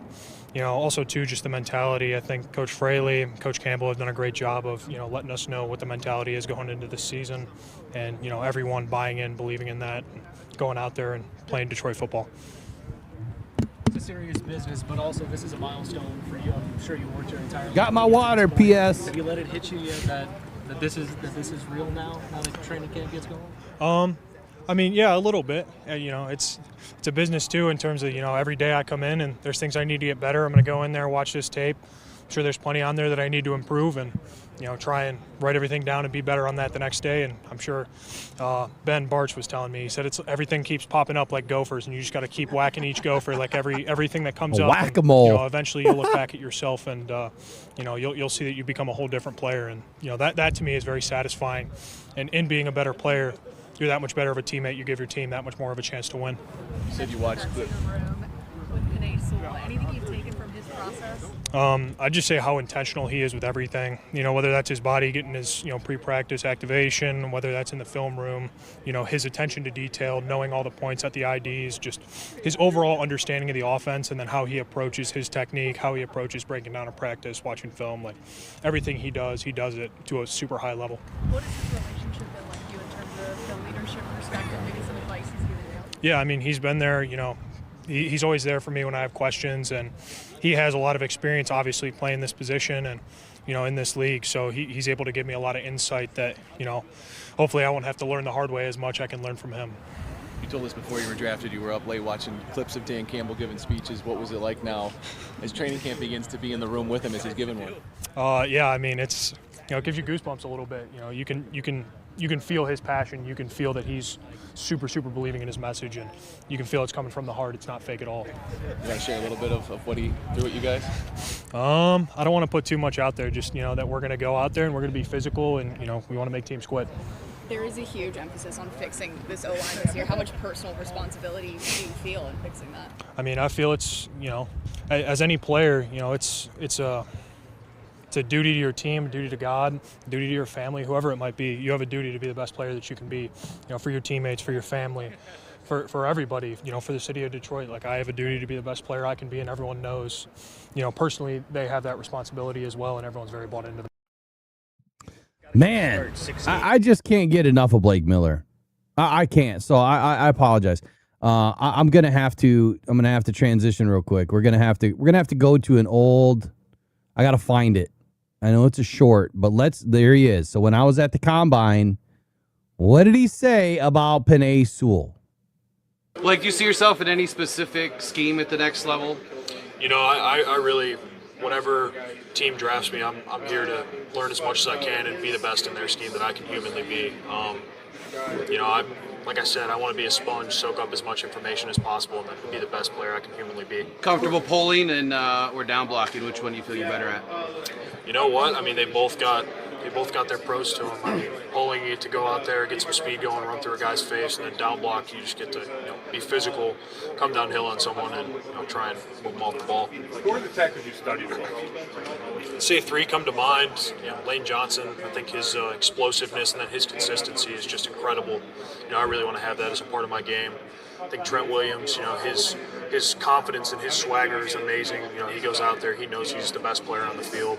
And also, too, his creativity. I think being able to use defenders' techniques against them, I think that's awesome. You give them something to think about, playing the mind game a little bit with them. It's a chess match. And then lastly, I'd say Penei Sewell. I think his physicality, finishing blocks, his nastiness is awesome. And also, too, he's athletic, gets out on the perimeter, gets to the second level, gets to the third level, makes blocks downfield. Blake, you see yourself? There you go. This guy doesn't change, man. He knows his guys. He knows the guys that he watches. He knows the guys that he's learned from. And now he's learning from the best tackle in the game in Penei Sewell. High hopes for Blake Miller. I'm glad the Lions got him. It was Proctor or Miller, right? Either one. And I'm glad we got Blake Miller. I think he's going to turn out to be an absolute stud over there on the right side. He's got a ways to go yet, as he said, but he wants to be the best man possible for the job. And he feels like he has a duty to the city of Detroit, man. He feels like he has a duty to his team and obviously his family, the coaches, and everybody else. And that's what you got to love about these guys. It's hard for me to, it's hard because these guys are so much younger than me, but I don't feel like I'm that much older than them, right? So sometimes I use the word kid, like I almost did a minute ago. He's not a kid. He's a man's man. He's just younger, but he's such an older, wiser, younger guy. Does that make sense? Seems like offensive linemen are always like that. It just seems like they're way ahead of the curve, with intellect, as opposed to some of the other skill positions. I don't know why. It just always seemed that way to me. But anyway, that's it. If you missed the beginning of the show, I went through 30 points about today's practice for the Detroit Lions. We'll be doing the post-practice announcements every single night that there's developing stories to talk about. And tonight went a little bit long. I'm going to clip all of this out and just get back to the 30 points. But anyway, I'm glad that y'all joined me for tonight's episode.